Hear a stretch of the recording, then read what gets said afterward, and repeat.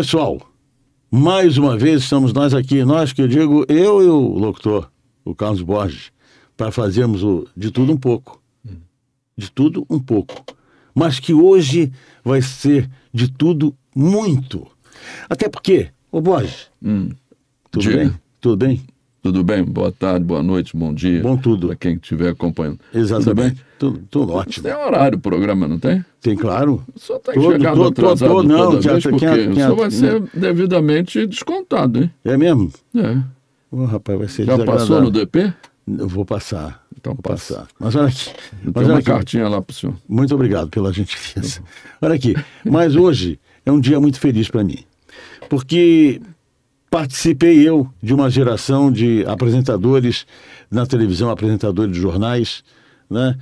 E temos o prazer de ter trazido aqui hoje um dos maiores apresentadores de telejornais da televisão brasileira.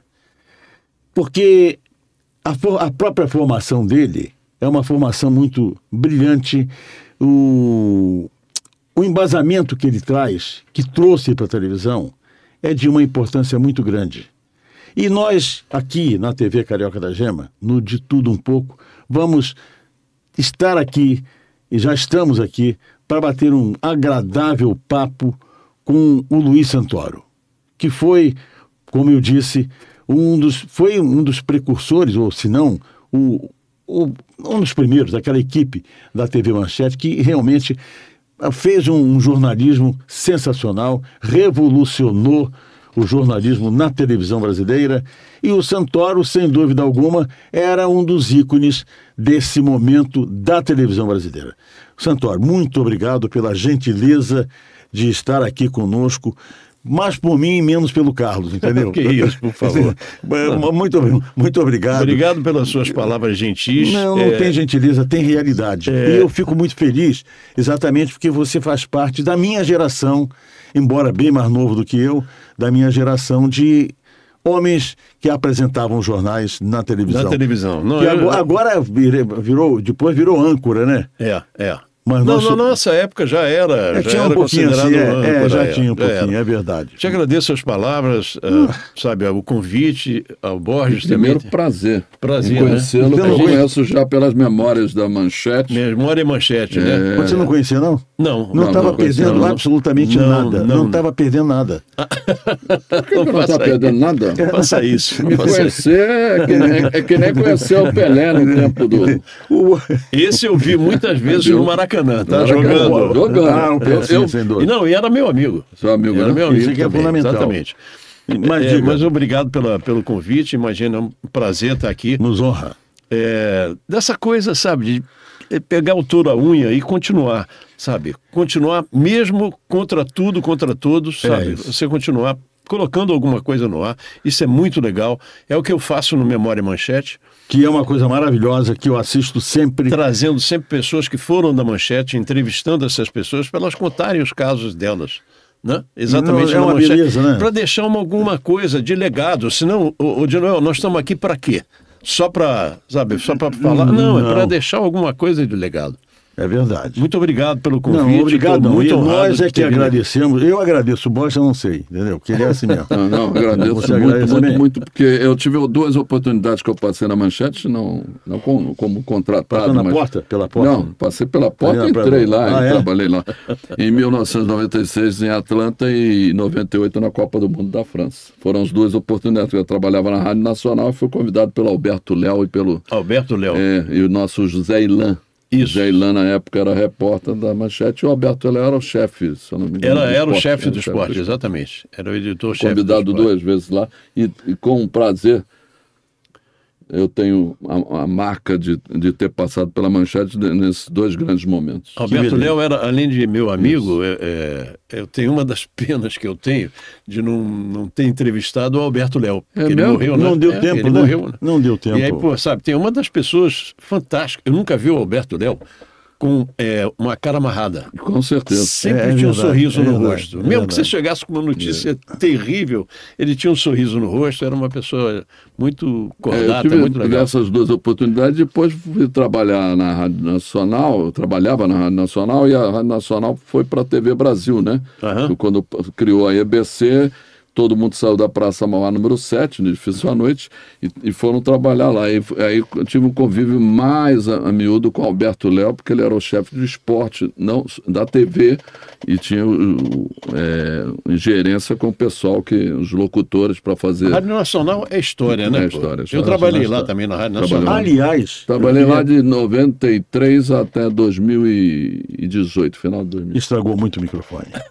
Olha aqui. Mas você trabalhou antes. Você é mais antigo que eu. Mais antigo, não é mais velho, mais antigo. Gostei. O meu cabelo tá certo. Tá certo. Olha aqui. Mas não, ô Santoro, é verdade, quando as pessoas vêm aqui, e especialmente você, eu quero sugar você ao máximo. Eu quero que você fale da sua vida como professor, como escritor, como jornalista, como professor, né, eu digo curricular, digamos assim, como também depois enveredando para o mundo artístico. Exatamente. Agora, como é que você começou em rádio? Conta para mim. Eu não comecei em rádio, eu era professor de química. Isso. Eu era professor de química. Você eu sou professor de química, né? E eu dava aula no ADN, que era um grande grupo aqui no Rio de Janeiro. E aí, um dia nós resolvemos sair do ADN e comprar no nosso próprio colégio. E aí nós criamos o CPS. Quantos eram? CPS eram 7. 7 professores. O CPS era um colégio 1º de setembro, que era o Paiva e Souza, ali na Marise Barros 572. E aí nós era o Instituto Guanabara, por acaso? Não, Guanabara é antes. Aham. Até aí você passa pela Ibituruna e logo da igreja, do asilo. Tem uma coisa de freira, um colégio de freiras. Tinha um posto de gasolina, o CPS era aqui e o das freiras era do lado. Sei. E aí nós compramos esse colégio com 280 alunos.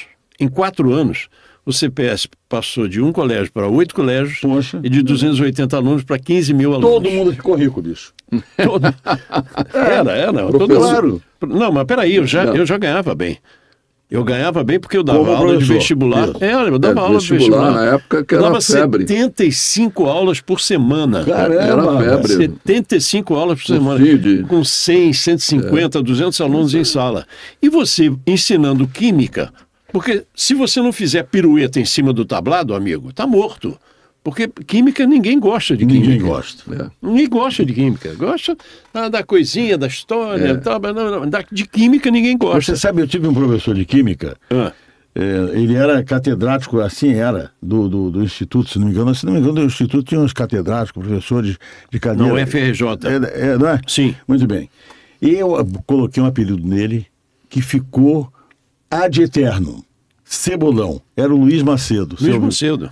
Eu fui meu professor no João Alfredo, sim, né, que eu estudei no João Alfredo, e eu coloquei esse apelido dele de Cebolão, porque ele tinha uma coisa, entende? Aí pegou o apelido, que o nego não chamava mais, era só Cebolão, mas não é o seu caso. Mas aí eu tinha, porque eu estudei em escola pública, e depois fui para o São Bento, meus pais conseguiram um belo desconto lá no São Bento, e eu consegui, o São Bento foi a base da minha vida. Mas eu fui convidado a me retirar só porque eu botei uma cabeça de negro no capucho do padre. Saca que coisa. Eu era um cara muito... Só uma cabecinha de negro. Aí eu fui convidado e acabei indo para o Andres. E no Andres eu acabei indo para... Foi bom, até. Foi bom. O Andres era ótimo. Eu quero saber o seguinte, e a recepção em casa? Depois da cabeça de negro no capucho do padre. Olha, eu assinava melhor do que o meu pai na caderneta, entendeu? Então a coisa foi simples, né? E aí eu faço vestibular, passo para química, eu queria ser médico. Não, eu queria ser médico. E eu fiz vestibular para medicina. E segunda opção, como eu ensinava química para os meus colegas, então, pô, Santoro, bota a segunda opção, bota a química. E eu acabei entrando para química. E assim que eu entrei na química, eu comecei a dar aula, porque antigamente você poderia chegar com a sua matrícula e ir na Secretaria Estadual. Mas já era o FRJ, né? Claro. Já. Mas eu fiz Souza Marques. Eu fui classificado para Souza Marques. E aí você pegava a sua matrícula, ia na Secretaria Estadual de Educação e eles te davam um registro provisório para você dar aula. Então eu entrei para curso livre. E vestibular era curso livre. Eu entrei para a faculdade com 16 para 17 anos e comecei a dar aula. E aí foi indo. Faturando. com 19 anos eu entro para o ADN, e aí era aquela loucura, né, sabe? 75 aulas por semana, era uma coisa maluca, era um troço maluco. Queria e aí, ficar rico de qualquer maneira, né? Não, eu ganhava bem, eu trocava de carro todo ano. Época, professor de vestibular ganha bem. Vestibular, que eles chamam. Você era sempre foi um cara boa pinta. E o assédio? Olha, fala a verdade. Porque eu sou casado há 46 anos com a mesma mulher, que foi minha aluna, tá certo? Mas nós nos conhecemos depois que eu me separei do primeiro casamento e casamos e somos felizes até hoje, graças a Deus. Amém. Mas essa parte do passado... Você prefere não falar. Vamos passar. É igual o passado do Hugo, por exemplo. Frente. Não, porque, entenda bem, eu peguei uma época em que, década de 60 para 70, surgiu a pílula anticoncepcional e a liberação da mulher. Então, o sexo era uma coisa normal entre as pessoas. Era uma coisa absolutamente normal. E você fica num tablado, tá certo? Sim. Olham para você assim, quando você diz Deus, você não olha para cima? Então já é aquela coisa, entendeu? Admiração já total. é admiração. Aliás... Boa pinta. Exatamente por causa disso, exatamente por causa dessa coisa da admiração, que eu comecei a ficar chateado com a educação no país. E aí eu quis parar de dar aula. Eu saio do CPS, vendo a minha parte, vou para Brasília, eu sou também formado... Uns 300 milhões na pena? Não lembro. Tu não acha que ele está escondendo o jogo, não? Milhões naquela época. Naquela época era Cruzeiro. Era Cruzeiro. Ele está escondendo o jogo, não sabe? Tudo bem, não tem problema. Mas aí, é o seguinte, está tudo declarado na Receita, mas como passaram 5 anos... Já. E aí, o que eu fiz? Eu fui para Brasília para abrir uma agência de publicidade. Porque eu sou formado também em publicidade. Mas formou depois de Química? Fazia Química e às vezes ia para a faculdade na SPM. E aí eu vou para Brasília, não dá certo. Minha mulher, já grávida, diz, amor, como é que vai ser? Como é que nós vamos viver? Tinha dinheiro? Tinha, mas, sabe, tinha que fazer alguma coisa, ficar parado. Ela disse, olha, estão precisando de professor de Química no Objetivo.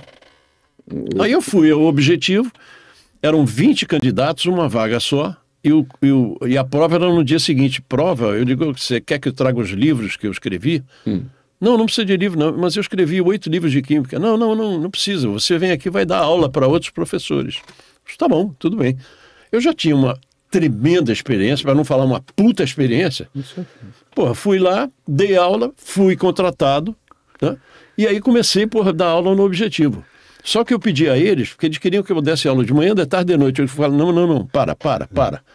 Isso aí já não é mais aqui. O pique já não era... Não, eu queria, sabe o que é? Tempo. Ia nascer minha filha, eu queria ter uma família, eu queria me dedicar mais à família. E aí eu dava aula todas as manhãs e algumas tardes e uma noite. E aí, no meio do ano, eu posso contar essa história, porque essa história é sensacional. Você está aqui para escutar a sua história. No meio do ano, o diretor do Objetivo vira-se para mim, o César. Santoro, eu olhei aqui no seu currículo, você é publicitário. Você consegue inventar uma forma da gente botar o resultado do vestibular na televisão? Eu disse, o resultado como? O nome das pessoas na televisão. Eu digo, você está ficando maluco? Ele disse, não, químico é quem é maluco. Então inventa você alguma coisa. Eu digo, tá bom. Eu falei, como é que vocês fazem? Aí ele me explicou como eles faziam a divulgação, porque a UNB, a Universidade de Brasília, ela tem 2 vestibulares oficiais por ano, porque a rotatividade de funcionários públicos é muito grande. Então, desde que Darcy Ribeiro fundou a Universidade de Brasília, tinha essa diferença. Tinha um vestibular em janeiro e outro em julho. E aí eu fui para casa pensar e disse, como é que vocês faziam? Ele disse, não, nós fazíamos assim, a gente contrata uma rádio, um horário, um funcionário nosso pega o resultado, vai para um orelhão, um orelhão, imagina, vai com um saco de fichas, tá? Bota um monte de ficha, liga para a rádio e o cara diz, agora o resultado dos vestibulandos que passaram na vai lendo e vai lendo o nome sem nunca ter lido aquele nome. E imagina, vai colocando ficha. Bom, resultado eu falei, isso é uma coisa de maluco. Quer na televisão? Na televisão. Tá bom, eu fui para casa, pensei. No dia seguinte eu cheguei para ele e disse, olha, preciso de 3 latas de leite em pó integral industrial, 3 cabos de vassoura, 3 tripés, 3 máquinas de escrever, não era máquina de escrever, elétrica, e a gente vai ter que contratar um lugar que possa exibir isso. Ele disse, não, eu falei com o pessoal da TV Nacional. Eu digo, então, melhor, porque na TV Nacional, de 3 até 7 horas da noite, eram só filmes dublados. Antigamente não tinha filme legendado na televisão, era tudo dublado. Então, o que eu inventei? É o seguinte, o pau está atravessado na lata de leite, tá certo? Tá. A gente fazia o papel para colocar ali, fizemos uma máscara, tá? Com um rasgo para aparecer o nome dos caras, e ainda por cima eu consegui uma maquininha que de 5 em 5 segundos ela dava um sonzinho, pip, aí o cara mudava, pip, pip, e aquilo ali eu filmei, a gente filmava ali, tá? Botava uma câmera, porque não tinha gerador de caracteres. Quando aparecia de Noel Santana, você lembra disso? Tinha que ir para uma cartela que era colada, a cartela era colada, a câmera focalizava e entrava lá, de Noel Santana. É verdade. Então, era uma outra câmera. Era uma outra câmera. Então, essa outra câmera eu peguei, botei nas frentes da coisa e começamos a testar isso aí. Maravilha, dá certo e tal, isso sem gravar. Aí eu falei, agora você tem que contratar um locutor, um apresentador, para ir lá apresentar a história e fazer uma chamada 15 dias antes. Locutor? Locutor, um apresentador. Apresentador? Mas você, Santoro, você sabe muito mais do que eu. Você sabe muito mais do que o cara que vai apresentar. Mas eu não sou apresentador, não sou locutor. Vai você, pô. Tu tem medo de câmera? Eu digo, não. Eu participei de vários programas sobre educação no Rio de Janeiro, então não tenho medo nenhum. Então vai lá. Tá bom, fui lá, gravei, 15 dias, aquilo ali massificado. Foi um sucesso tão grande que congestionou, tá? Todos os telefones ficaram congestionados da TV Nacional. Então nós tivemos que repetir. Além daquela divulgação, nós tivemos que fazer no mesmo dia, mais tarde, um pouco, meia hora ou 20 minutos mais tarde, a mesma coisa, para a pessoa ver o nome dela na televisão. No dia seguinte, pegamos a Kombi e fomos lá buscar Kombi. Van não, tá? Kombi. Pegar aquela traquitana toda, né? E aí, pô, sabe, eu chego lá, tá lá o superintendente da Rádio Brás, que era o José Carlos de Andrade, irmão do grande Evandro Carlos de Andrade, e o grande José Carlos de Andrade também, virou esse professor. Nós vamos começar um telejornal local, só não quer ser apresentador?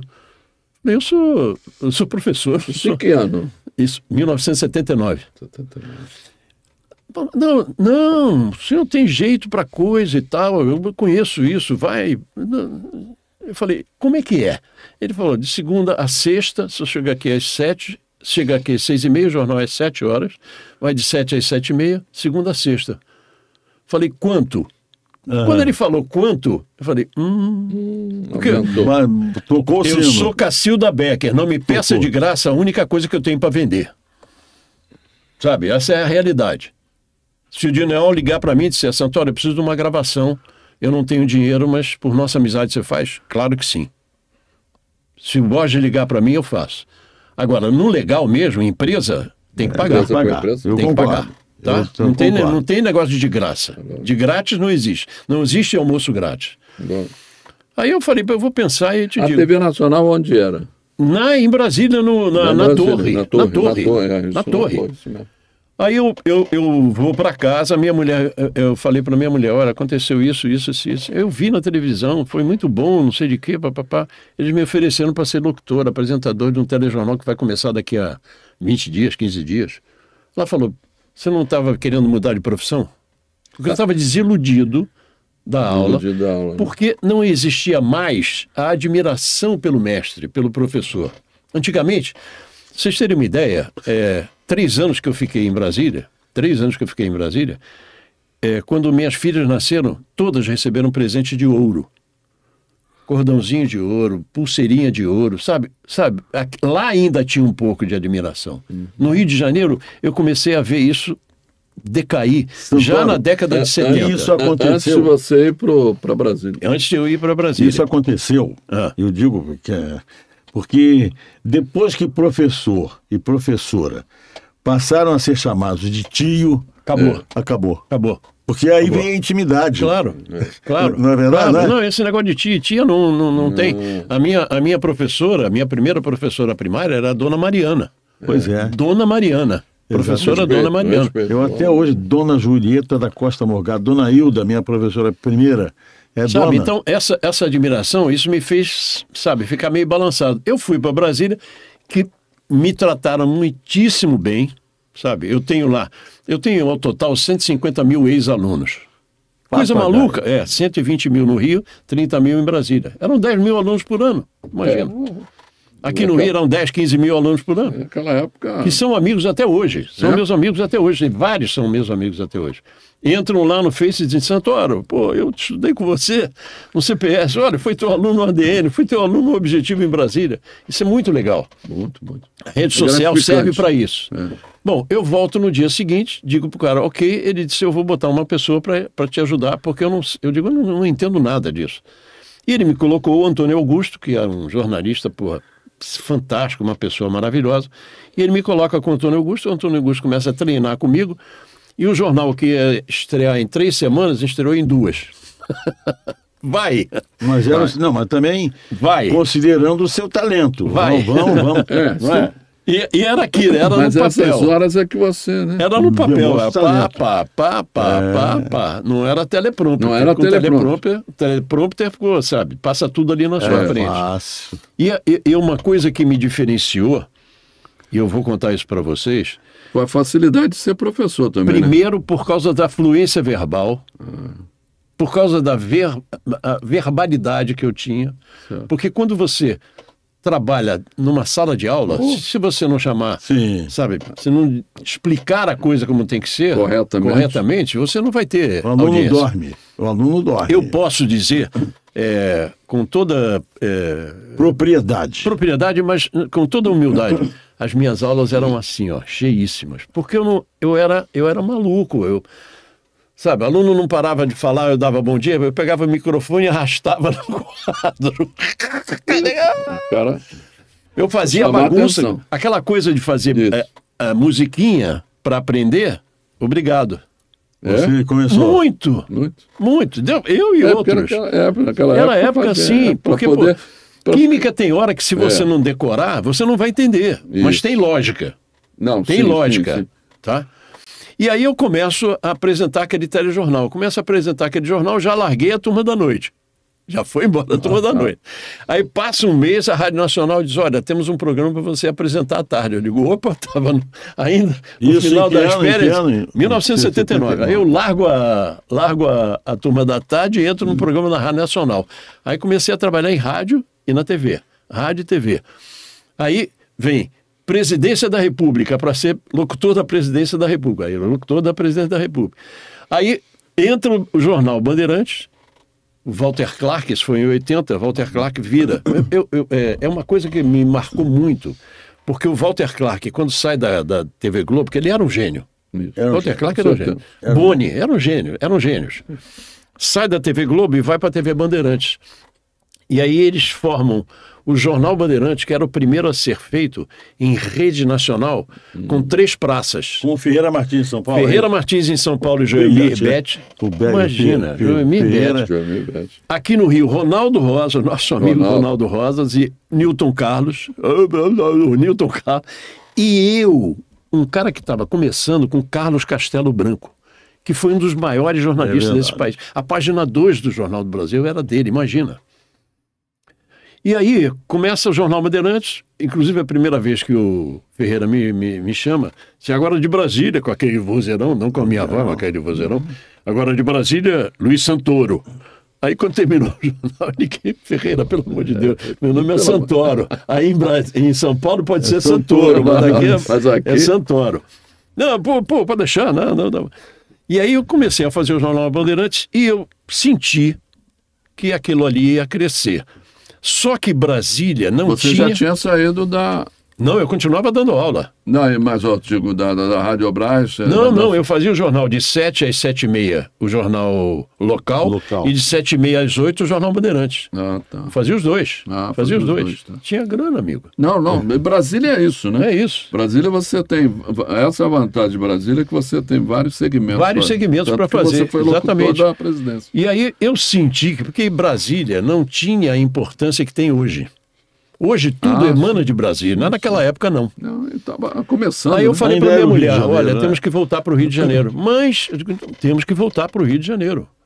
Aí eu botei na cabeça que ia voltar. O pessoal do Objetivo, não, fica aí e tal, pá. Eu fui para Ninho, fui das decisão de voltar para... Porque eu achava que eu tinha que crescer e tudo no Rio de Janeiro ia aumentar. Por quê? Porque ia haver a TV Manchete, ia haver a TV SBT, não que era Manchete. Ia ser JB e Abril. JB. Ia ser JB e Abril, acabou não sendo, foi exatamente o contrário. Aliás, Alexandre Garcia me deu uma entrevista no Memória Manchete, onde ele conta que a TV Manchete foi dada por causa dele. O presidente João Figueiredo falou para o Oscar Bloch, eu estou dando a televisão para vocês por causa do Alexandre Garcia, porque naquela Manchete, a minha baixinha era a mulher do Figueiredo, só tem putaria, por causa do negócio de carnaval. É o carnaval mesmo. E ela disse, não vai dar para Manchete não, hein, porque lá só tem putaria. Eu voltava muito carnaval para ver... Para ver Manchete, mas a Manchete antes tinha Fatos e Fotos e a revista Manchete que mostrava as mulheres também quase nuas. Então, para ela, isso era putaria. Né? E aí, eu volto para o Rio de Janeiro, mas aí o general Massa, que era o presidente da Rádio Brás, virou-se para mim e disse, você vai para o Rio de Janeiro, mas não tem vaga. Eu disse, eu tenho que sair. Não, você não vai sair da Rádio Brás. Eu não vou abrir mão da sua voz. Porque uma coisa gozada é o seguinte, na minha época, os locutores falavam mais empoladamente. Isso. O presidente estará hoje na face da terra, olhando para a lua. Sempre com R. E eu falava naturalmente, assim, eu sempre falei dessa forma. Aí o general Massa diz assim, não, eu arrumei um jeito, não, só vai mandar alguém embora, eu não quero isso, por favor. Ele disse, não, você vai fazer um horário especial. O horário especial era, eu entrava, ele deu folga para todos os locutores, desculpa, eu bati aqui, deu folga para todos os locutores, eu entrava às 9 da manhã de domingo e saía às 5 da manhã de segunda-feira. Isso era até impossível hoje. Isso em 1982. Aí eu fazia de 9 da manhã, tinha programa César de Alencar, eu era o locutor noticialista, depois foi Mauro Montalvão. Sabe? E outras coisas mais, né? Rádio Nacional. Lá aí que eu chego no Rio de Janeiro, quem fazia comerciais para mim, quando eu era dono dos colégios CPS, era o Elade Sandoval. Aí o Sandoval me chama para ir para a Antena 1. Era da cidade, né? Era da cidade, ele saiu da cidade e foi para a Antena 1. E o Eloy de Carlo tinha saído da Antena 1 porque ele, morando em Teresópolis, ele não conseguia chegar às 6 horas ou 7 horas da manhã na Antena 1. Então eu fazia o horário de 6 da manhã. Então tinha dia que eu fazia a Rádio Nacional, aquele dia, aquele virada, quase ia direto para a Antena 1 às 6 da manhã. Tá? A maratona, hein? E depois disso, eu entro para a agência do Paulo Giovanni, grande Paulo. Nosso amigo Paulo Giovanni, grande, que está lá em cima, um doce de pessoa, para ser contato publicitário. E aí surge a TV Manchete. E aí o Zé Wigvelder, por intermédio de um amigo meu, doutor Geraldo Otávio Guimarães, que era presidente do TRT, ele me falou, Santoro, estão abrindo vaga para locutor, para apresentador na Manchete. Por que você não vai lá? Eu disse, Geraldo, eu não conheço ninguém. Ele disse, eu conheço o Zé Wigvelder, eu vou ligar para ele e você vai lá. Aí eu fui lá, conversei com o Zé Wigvelder, o Zé disse para mim, nós vamos fazer um jornalismo completamente diferente. Completamente diferente. É uma coisa, é um jornal que vai ser marcado no Brasil, o jornalismo da Manchete. Agora, você tem que fazer uma prova. Tudo bem. Dezenas de pessoas tinham feito a prova e tinham sido reprovadas. E já havia sido aprovado Antônio Carlos Bianchini. Foi o primeiro a ser aprovado. Meu amigo Bianchini. E eu fui o segundo a ser aprovado. O Bianchini já tinha passado pela TV Globo. Isso, né? Isso. Ele já estava na Rádio Globo? Já antes, né? Eu posso pedir um minutinho? Pode, só uma coisa, não esquece que você vai falar, essa do Bianchini na Rádio Globo, ele fazia o redator-chefe. Isso. E ele falava os nomes. Se era japonês, ele falava Yotoki Makala. E o cara que estava fazendo com ele caía na gargalhada. O Bianchini sempre foi um cara muito brincalhão. Mas diga. Não, é aqui eu preciso vender meu produto também. Ah, sim, venda. Sabe o que é? Pedir para você que nos assiste. Para quê? Para fazer a sua assinatura na TV Carioca da Gema, o sininho, compartilhar e o mais importante que eu deixo pro locutor. Fala, bora. Tá onde, Tá aí o QR Code? Tá onde? Que altura? Atrás do notebook.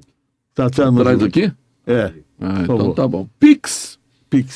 Pronto. O Mazela criou e sumiu, né? É verdade. Mas desculpe, mas eu precisava, esse produto tem que ser vendido de qualquer maneira, né? E aí eu entro para... Mas aí, quando você vai para a Manchete, você continua na Rádio Nacional? Continuei na Rádio Nacional, até 1984. Quando o Roberto Blando me mandou embora. Roberto Brando? Brando. Foi chefe de jornalismo. Brando, né?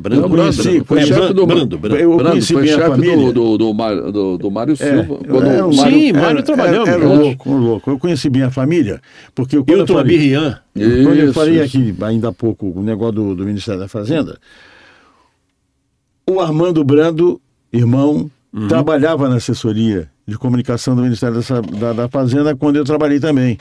E o Roberto um pouquinho. Depois ele saiu exatamente através do Ministério para ir para a Rádio Nacional. Aí o Roberto Brando me mandou embora, eu estou confundindo, cara, porque tinha um professor chamado Roberto Blanco, de biologia, que trabalhou comigo no ADN. Mas ele mandou por quê? Qual o motivo? Não sei, até hoje eu não sei. Mas você mandado embora precisa ter motivo? Acho que tem que ter. Eu gostava lá no DP, você recebeu a sua carta já. Está escrito lá. De vez em quando eu escuto a voz, numa dublagem, claro, do nosso grande Domício Costa, que era o nosso chefe maior. Não, o Domício que era o nosso chefe maior. E aí eu vou para a Manchete, e a Manchete, aí depois da Manchete, aí foi uma decolada só. No ano anterior, tem uma coisa que eu vou contar aqui que é muito interessante. No ano anterior, o Davi Burnet me chama para apresentar o Noticentro, que era um jornal da TVS, não era SBT ainda, da TVS. Aí eu fui lá conversar com ele, conversamos e tal, em São Cristóvão, vai lá, tudo bem. Santoro, agora você tem que acertar com o Moisés Veltman, que é o diretor da casa. Tá bom, ele me apresentou. Aí Moisés disse, olha, o Silvio Santos determinou esse salário aqui para o apresentador do jornal local. Eu falei, Moisés, me desculpe, mas com isso aqui o Silvio não limpa a bunda. Eu não vou, não. Eu não me peça de graça a única coisa que eu tenho para vender. Bom, muito obrigado pelo convite, mas não vou aceitar. Saí. Quem apresentou depois, meu Deus do céu, tinha um vozeirão bonito, apresentava também na TV Tupi, junto com a Iris de Thierry. Correia, não? Correia de Araújo. Correia de Araújo. Aí, eu vou para... eu sou chamado para a Manchete, entro na Manchete, e nós começamos a fazer pilotos. Eu estou vendo que todo mundo está assinando contrato e eu não assinei. Eu falei, Zé, naquela semana mesmo, ou na semana anterior, eu falei, Zé, todo mundo já assinou contrato. Antônio, não me enche o saco. Sábado que vem, na véspera da Manchete inaugurar, tu vai lá na minha sala, a gente toma um uísque e assina esse contrato sem problema nenhum. Eu sei que o Zé, depois eu soube que ele foi para Los Angeles para comprar filmes para a Manchete e não estava mais no jornalismo. Quem assumiu no lugar dele? Moisés Veltman. Aí eu chego lá olha, o Zé pediu para eu vir aqui e tal, tá aqui o seu contrato. Aí quando eu olhei, eu disse, Moisés, isso aqui é a metade do que os outros ganham. Ele falou, é aquela mesma situação lá da TVS, é pegar ou largar. Eu falei, eu dou uma porrada neste filho da puta, ou conto até 20 e deixo andar e guardo tudo, e depois quando sair da Manchete entro contra. Foi isso que eu fiz. E aí ele, não satisfeito de me sacanear com o salário, ele já está lá em cima, coitado, já perdoei ele. Esse negócio de guardar mágoa das pessoas, você vai alimentar um câncer. Não, perdoei, já foi. ele me botou durante os primeiros 15 dias do Jornal da Manchete, eram 8 apresentadores. Bianchini, Ronaldo Rosas, Paulo Stein, Iris Litieri, Cláudia Ribeiro, Jacira Lucas, eu e Roberto Maia. Roberto Maia. Que eram 8. Roberto está para o interior. Ah, é? É. Depois que a mulher dele morreu, eu acho que ficou meio triste. Ele sempre teve uma coisa meio esquisita, né? Que não andava de elevador. Nada. Roberto foi uma das pessoas mais gozadas que eu conheci na minha vida. Não andava de elevador, ele só andava de camanguia. Camanguia sem capota. Sem capota. Roberto foi uma das pessoas mais gozadas que eu conheci na minha vida. Aí, o que eu fiz? Eu vou apresentar o Jornal da Manchete e a gente fazia um rodízio. Porque para as pessoas poderem entender, eu vou mostrar aqui. Era uma bancada na frente, com 2, atrás mais 5 e um ficava do lado de fora. E aí a gente ia fazendo rodízio para ir aparecendo, tá certo? E rodízio para ir aparecendo. Só que o boneco aqui, por causa do Moisés Veltman, fiquei 15 dias, sabe o quê? Apresentando o tempo. Ele gostava de você, hein? Gostava de mim. O tempo. Hoje é a garota do tempo. Eu engoli seco. Eu engoli seco. Eu sabia que a minha hora ia chegar. Eu sou filho de Deus. Ele não esquece de mim. Eu penso assim. Eu não quero revide, não quero nada. Mas a minha vingança aconteceu. Porque quando o Zé volta, eu sabia que eu ia para a segunda edição. A segunda edição era 11h30.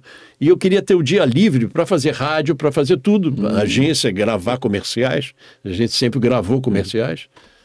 E aí eu queria ter esse tempo livre para isso e fazer o jornal à noite. Quem teve que avisar para a mídia que eu ia ser o âncora principal da segunda edição foi ele.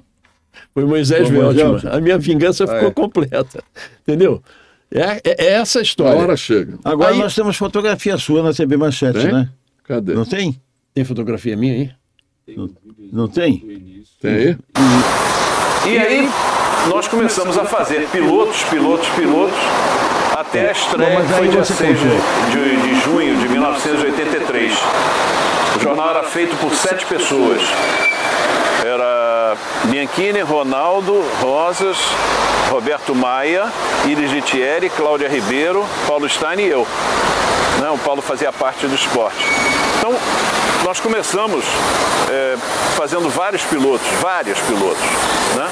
Vendo como é que funcionava o teleprompter, que naquela época era em esteira, não era hoje como é computador, porque até então a gente lia aqui embaixo, né? Falava, tal.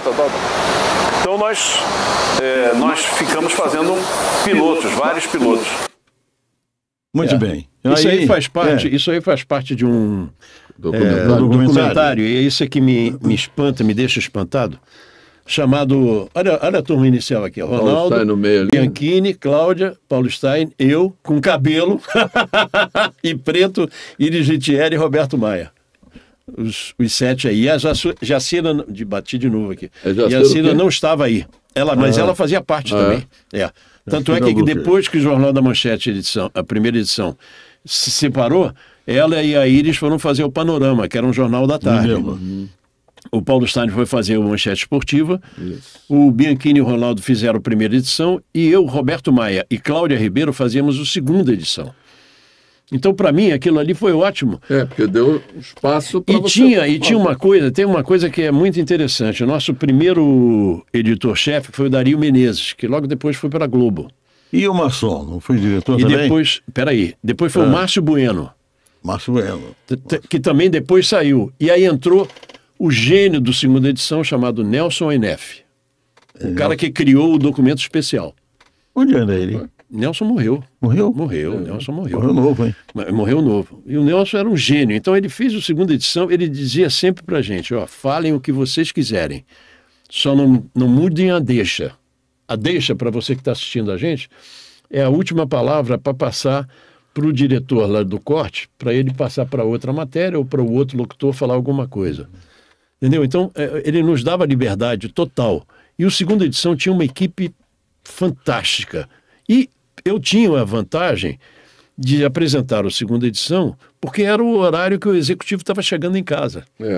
Então eu fazia comercial a 3x2. Apresentava, cerimônia a 3x2. Isso ajudou muito. Isso ajuda muito. E aí a manchete foi, até que eu saí da manchete. Ele começou a ganhar dinheiro, viu? Você falou não foi na venda, não. Começou a ganhar. O único, nesse meio, o único que ganha dinheiro é o locutor esportivo, cara. Tá bom. Vamos seguindo o baile. Meu amigo Zé Carlos Araújo, graças a Deus, está bem. Pois é, exatamente. E o Borges. Sim, mas ele não está só pela locução, ele está pelo nível comercial. Zé Carlos eu conheci em 1975, quando eu era dono dos colégios CPS. Na Continental? Não, em 75 ele estava na Rádio Globo. Não, na Globo. Quem me apresentou foi Valdir, meu outro amigo. 78 é que ele foi para a Nacional. Meu amigo Valdir Amaral. E tem outra coisa que eu não contei para vocês. Quando eu saí da Antena 1, em 83, eu fui para a Rádio Del Rey.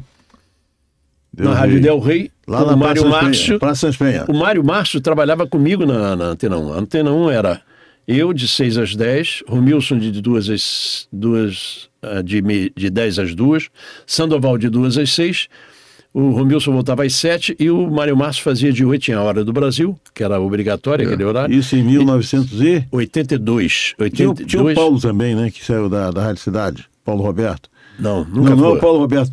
Me esqueci. Não. Até morreu ele. Não, quem fazia a nossa folga era Casobé, que é meu amigo até hoje, que faz a voz do Homer. Isso. Né? E aí, de 8 à meia-noite, era o Mário Márcio que fazia, que tinha sido meu aluno de Química. E aí, o Mário sai, vai para Del Rey, e logo depois eu saio da Antena 1 e vou para Del Rey.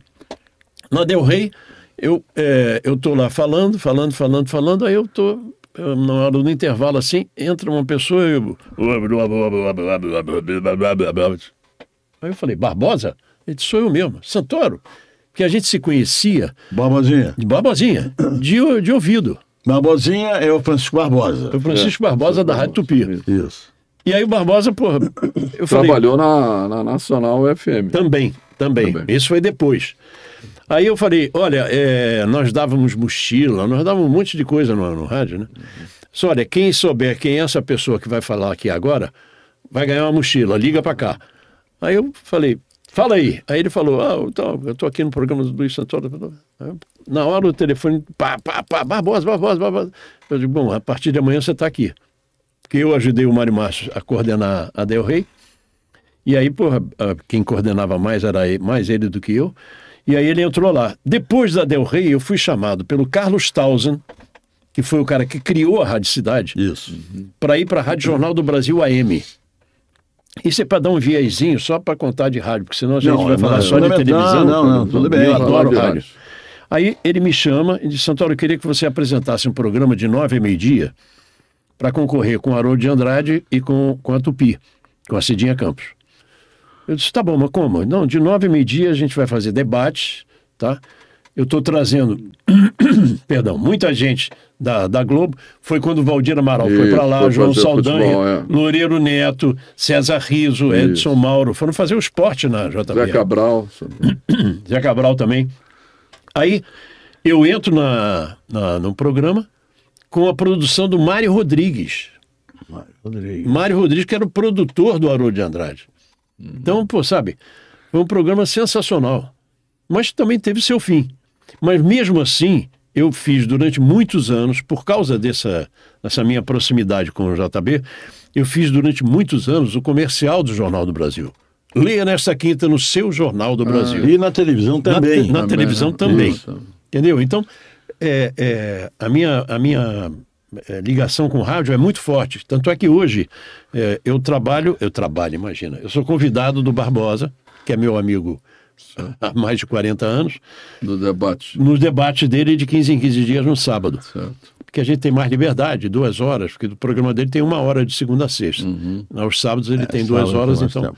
E a gente brinca o tempo todo porque rádio, as pessoas têm que entender o seguinte, rádio é companhia. Companhia, isso aí. Você pode estar fazendo o que quiser, bota ali aqui o rádio do lado e está ouvindo. É a mesma coisa do podcast. Você pode não estar vendo o podcast, mas você pode estar ouvindo o podcast. Hoje, isso aí. E muitos amigos meus falam isso. Santoro, eu não vi o Memória Manchete não, mas eu ouvi. E foi muito legal, papapá. Ou então, olha, teve isso assim, assim, assado e tal. Sugerindo, faça isso, faça aquilo. Porque a gente nunca é perfeito, né? Perfeito só Deus.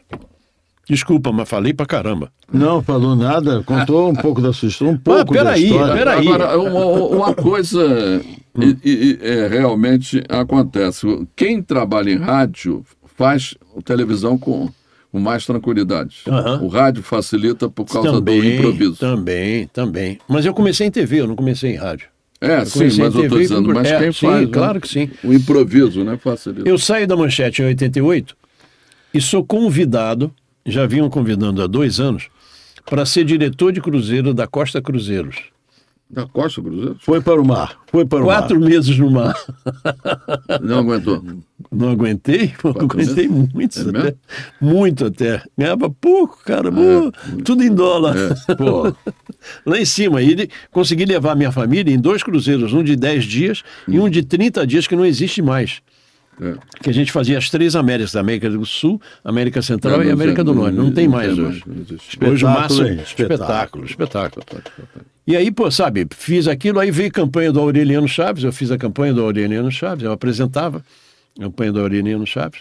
E aí vem, me encontro com o Luiz Gleiser, e ele estava indo para a Globosat. E aí me chamou para...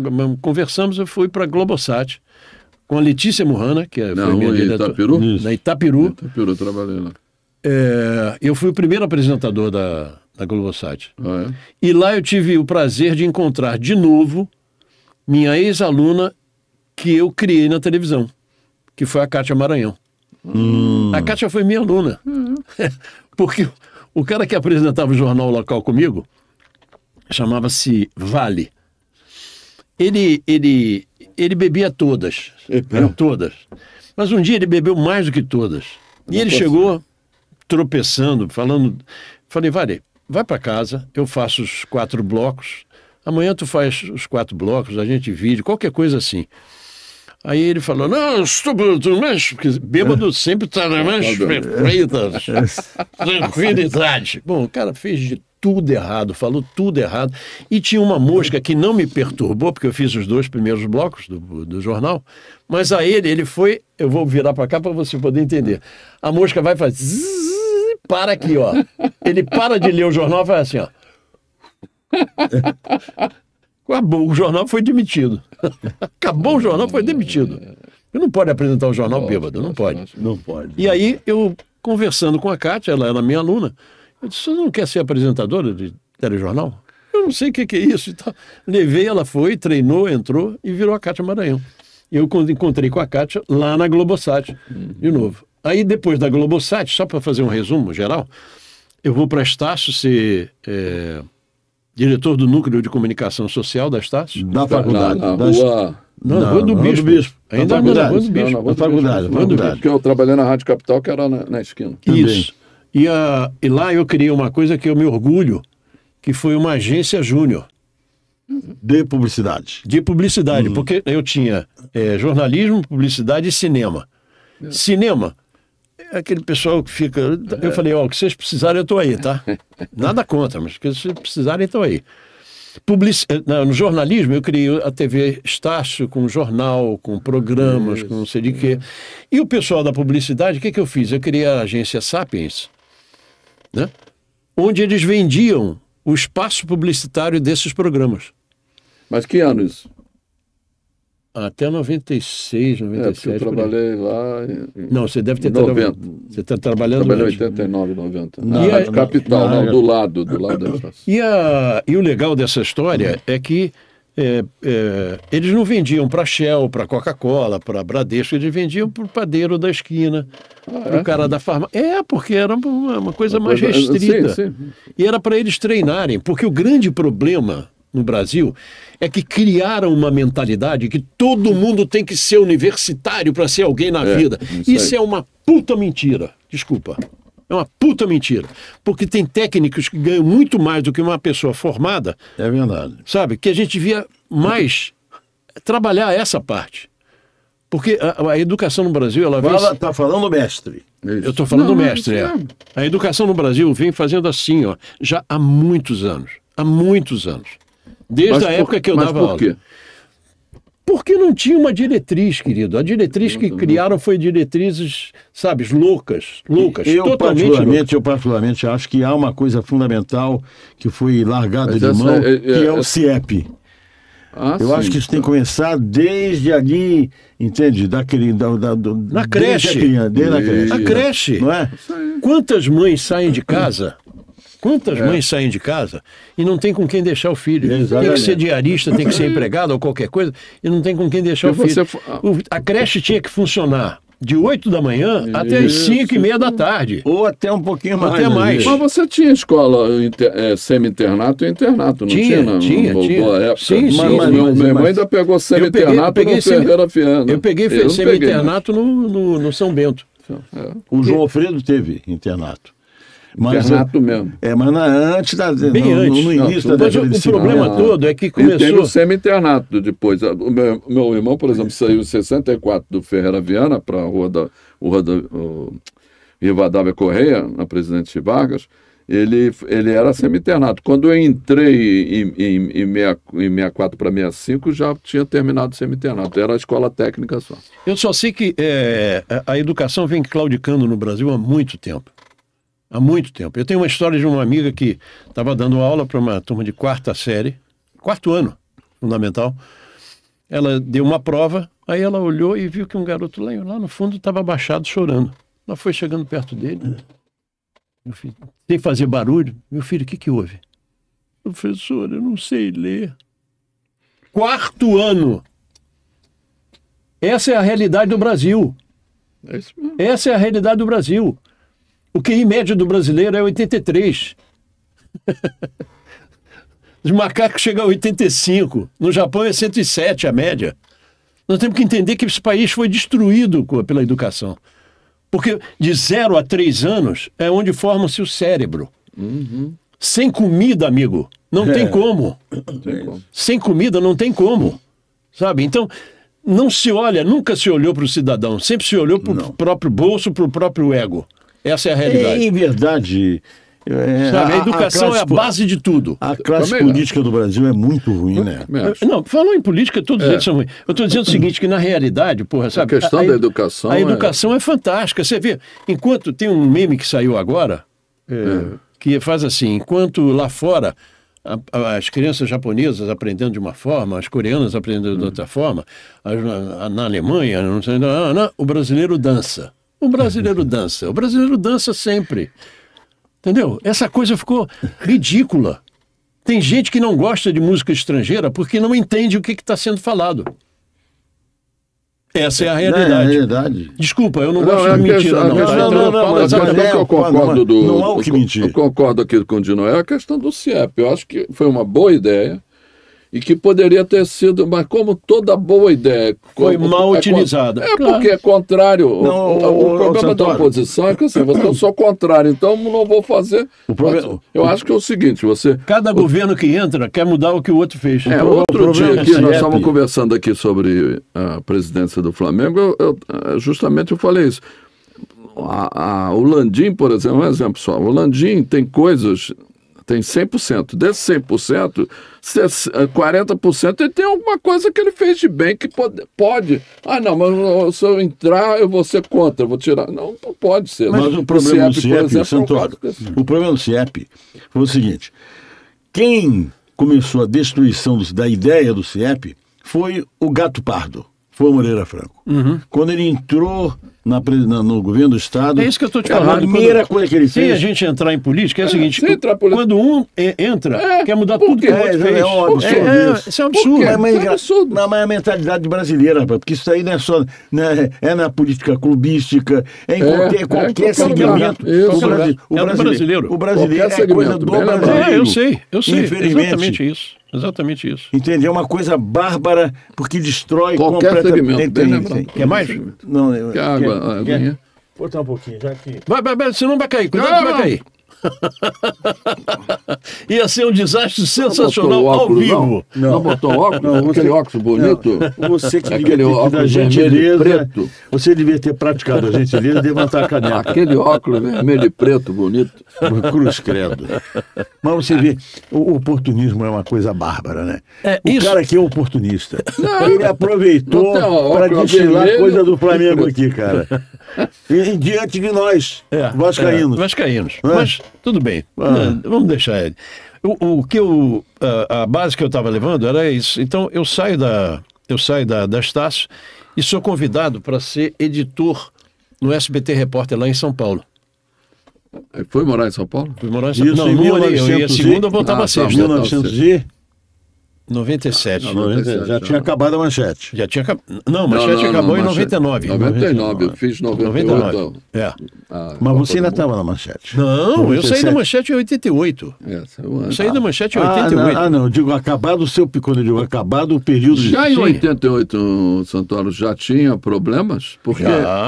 Já tinha tido só greve. Eu sou claro e objetivo. Em 96 eu recebi bonitinho. O contrato foi um contrato, estava no período das Olimpíadas de Atlanta. Recebi o de 98 até eu, Branco, Renato Gaúcho, Paulo Autuori. 98 até hoje. Não, mas isso aconteceu. 98. Teve greve na Manchete. Eu peguei greve na Manchete. E eu vou dizer para vocês que pegou antes? Até 88 eu peguei uma greve.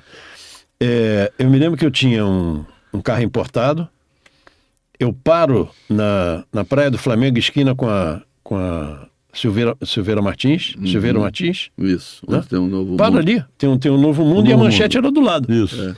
Eu paro ali naquele sinal e vejo caras que trabalharam comigo pedindo esmola aos carros. É mesmo? Eu fiquei chocado. Eu peguei o que eu tinha no bolso, não sei quanto é que eu tinha, sei lá, R$300. Eu disse, pô, rapaziada, e aí, tudo bem? Quando eu saí de lá, eu comecei a chorar, porque os caras estavam pegando dinheiro de esmola porque a Manchete não pagava. E isso eu tinha um carro 96, então isso foi lá para 97, mais ou menos. Agora, Santoro, você acha que o problema da Manchete foi pressão externa ou foi má administração? A Manchete tinha uma coisa que era muito fantástica, porque é o seguinte, a Manchete é uma família, era uma família, tá? Era uma coisa bem... Você vê que nós em 2011 fizemos um encontro para pedir a presidente da época, então, para que as pessoas que trabalharam na Manchete, 16 anos, quase 16 anos, porque ela fechou no dia 10 de maio, e ela foi inaugurada dia 5 de junho de 83, e ela fechou dia 10 de maio de 99. Pessoas que trabalharam a vida inteira lá e não receberam nada. Nós fizemos uma festa... Não receberam nada? Nada. Desde 83? Nada. Eu acabei de entrevistar há 2 meses, 1 mês e meio, o Ronaldo Rosa, eu achei que ele tinha recebido. Ele falou, não recebi nada, Santoro. Nada. Zero. Então eu junto com o pessoal, eu organizei a festa ali no Scala, ali na 13 de maio, que era um bingo, lembra que tinha um bingo ali virou Scala? Isso. Que era do Chico Recari, que era o cara que fornecia tudo no Sambódromo, para a Manchete. Né? O Sambódromo é outra história, eu tenho que contar. Aí, nós fizemos uma festa que foram quase 300 pessoas. Eliakim Araújo e Leila Cordeiro vieram dos Estados Unidos. Luiz Adriano veio de Belo Horizonte. Beth veio do Rio Grande do Sul.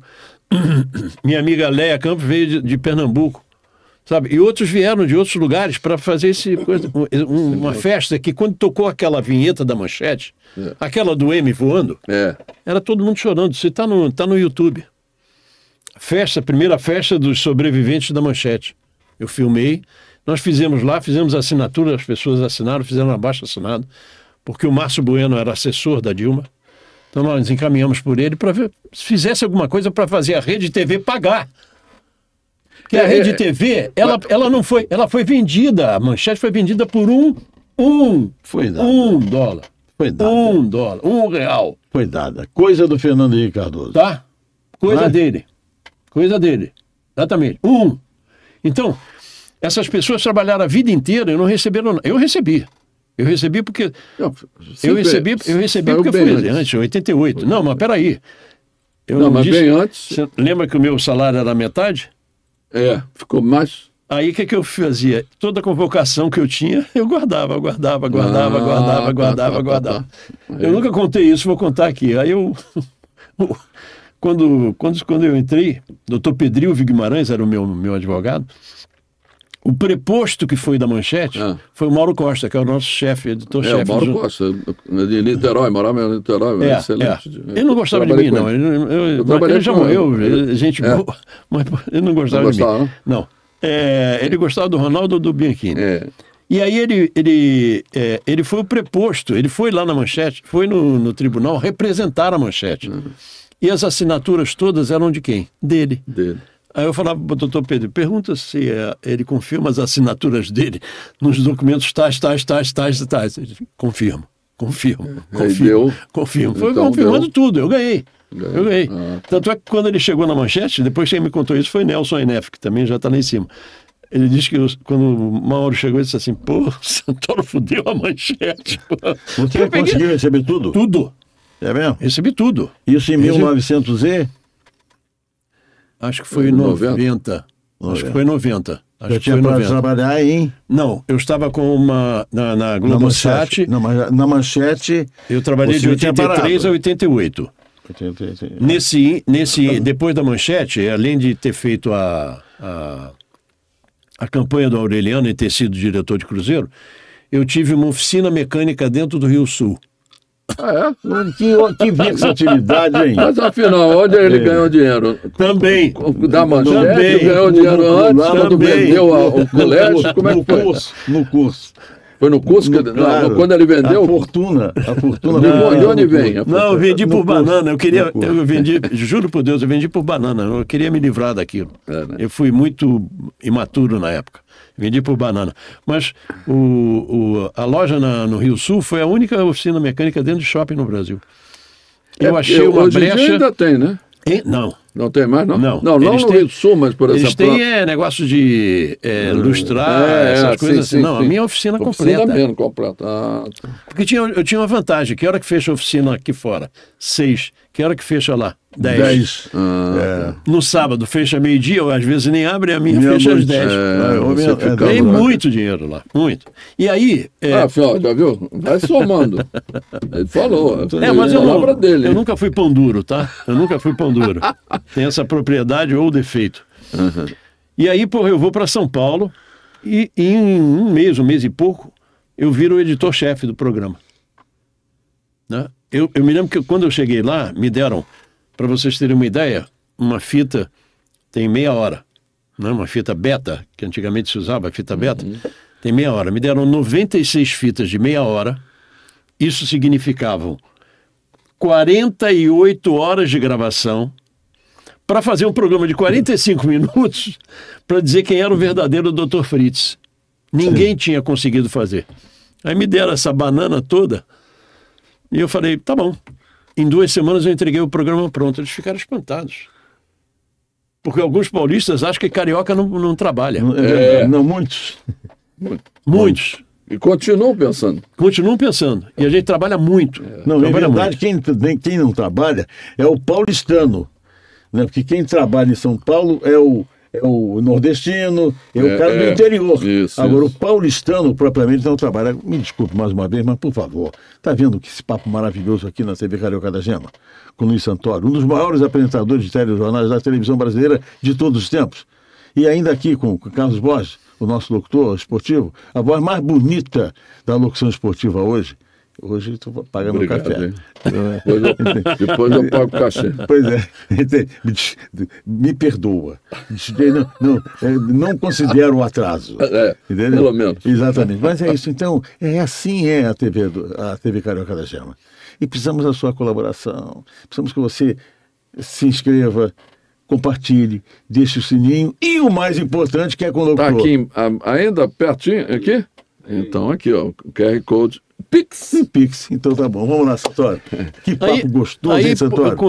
Eu consigo fazer o programa com o verdadeiro Dr. Fritz, porque tinham 3 que se intitulavam, que recebiam o Dr. Fritz. E eu respeito todas as religiões. Parto desse princípio. Respeito todas as religiões. Um era no Paraná, outro em Minas Gerais e outro no Rio. E eu fiz o programa, foi um sucesso. E aí começamos a fazer programa. Sabe, dirigir Marília Gabriela foi um dos privilégios que eu tive na minha vida. Isso está no meu currículo. Gabi eu considero uma das jornalistas mais completas. Também acho. Ela chegava... Desde a TV Mulher, né? Sim, o carro ia buscá-la do SBT, ela chegava, ela ligava e dizia, Santorini, já cheguei, aquela voz dela. Aí eu descia, ficávamos conversando, um tempão enquanto ela estava maquiando. Uma mulher culta, uma mulher inteligente. Entendeu? Então, muitas vezes, você para e pensa, será que vale a pena você deixar a família e ficar de segunda a sexta em São Paulo? Valeu a pena. Valeu, né? Valeu a pena. Valeu. Eu ia e voltava. Aliás, como dizia o Lafon... Final de semana. Como dizia o Lafon, o Eduardo Lafon, não é o Vera Verão, não. Não, Vera Verão. Eduardo Lafon é aquele da Fecha na Prochasca. Tá. A história do Fecha na Prochasca. Sabe, essa história você sabe, conhece também. Acho que o público deve conhecer, porque o Otávio Mesquita contou no meu programa, porque ele vivenciou, porque estava do lado da Cristina Prochasca. Porque tem uma coisa, Santoro, em verdade, São Paulo, o paulista, ele dá muito valor ao artista. Sim. Eu acho até... Olha, eu gosto muito do carioca. Eu gosto muito de São Paulo. Eu também gosto muito. Eu tenho vários amigos lá, até hoje, graças a Deus, sabe? São amigos queridos. Eu gosto muito de São Paulo. São Paulo é bom. O único problema de São Paulo era que o Eduardo Lafon falava.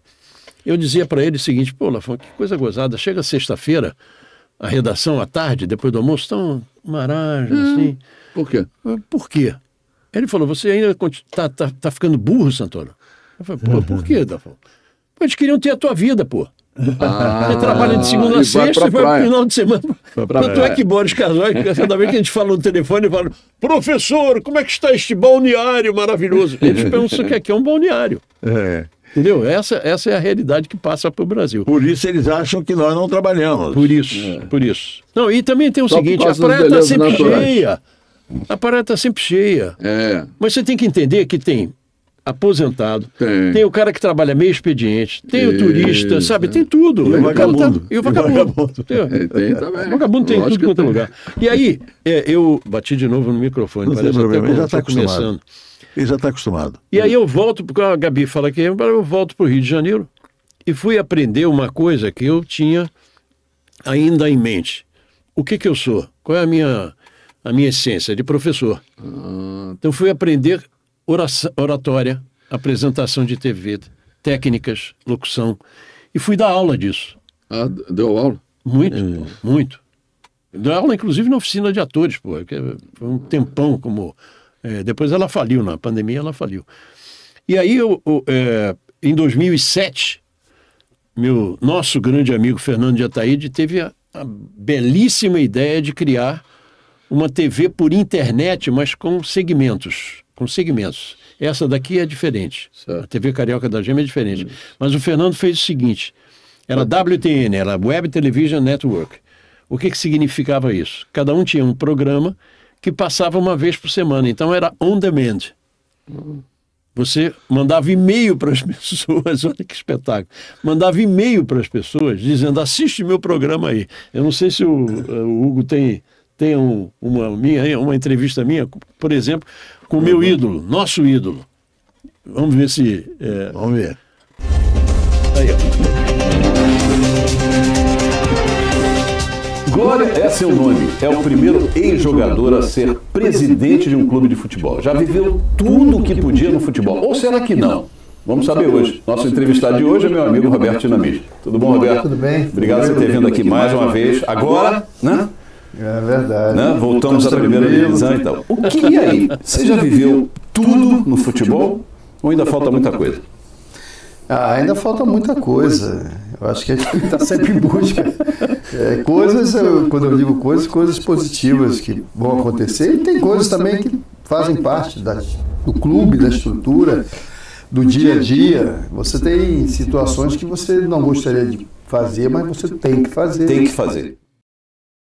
Eu perguntei a ele como é que era, nessa entrevista eu perguntei a ele como é que era ele que foi criado no clube, ter que mandar embora empregados que ele viu desde garoto. Entendeu? Então era uma situação difícil. E eu fazia perguntas assim. Eu entrevistei uma artista plástica, porque era WTN Entrevista. O WTN Música era com Vini, cantor Vini.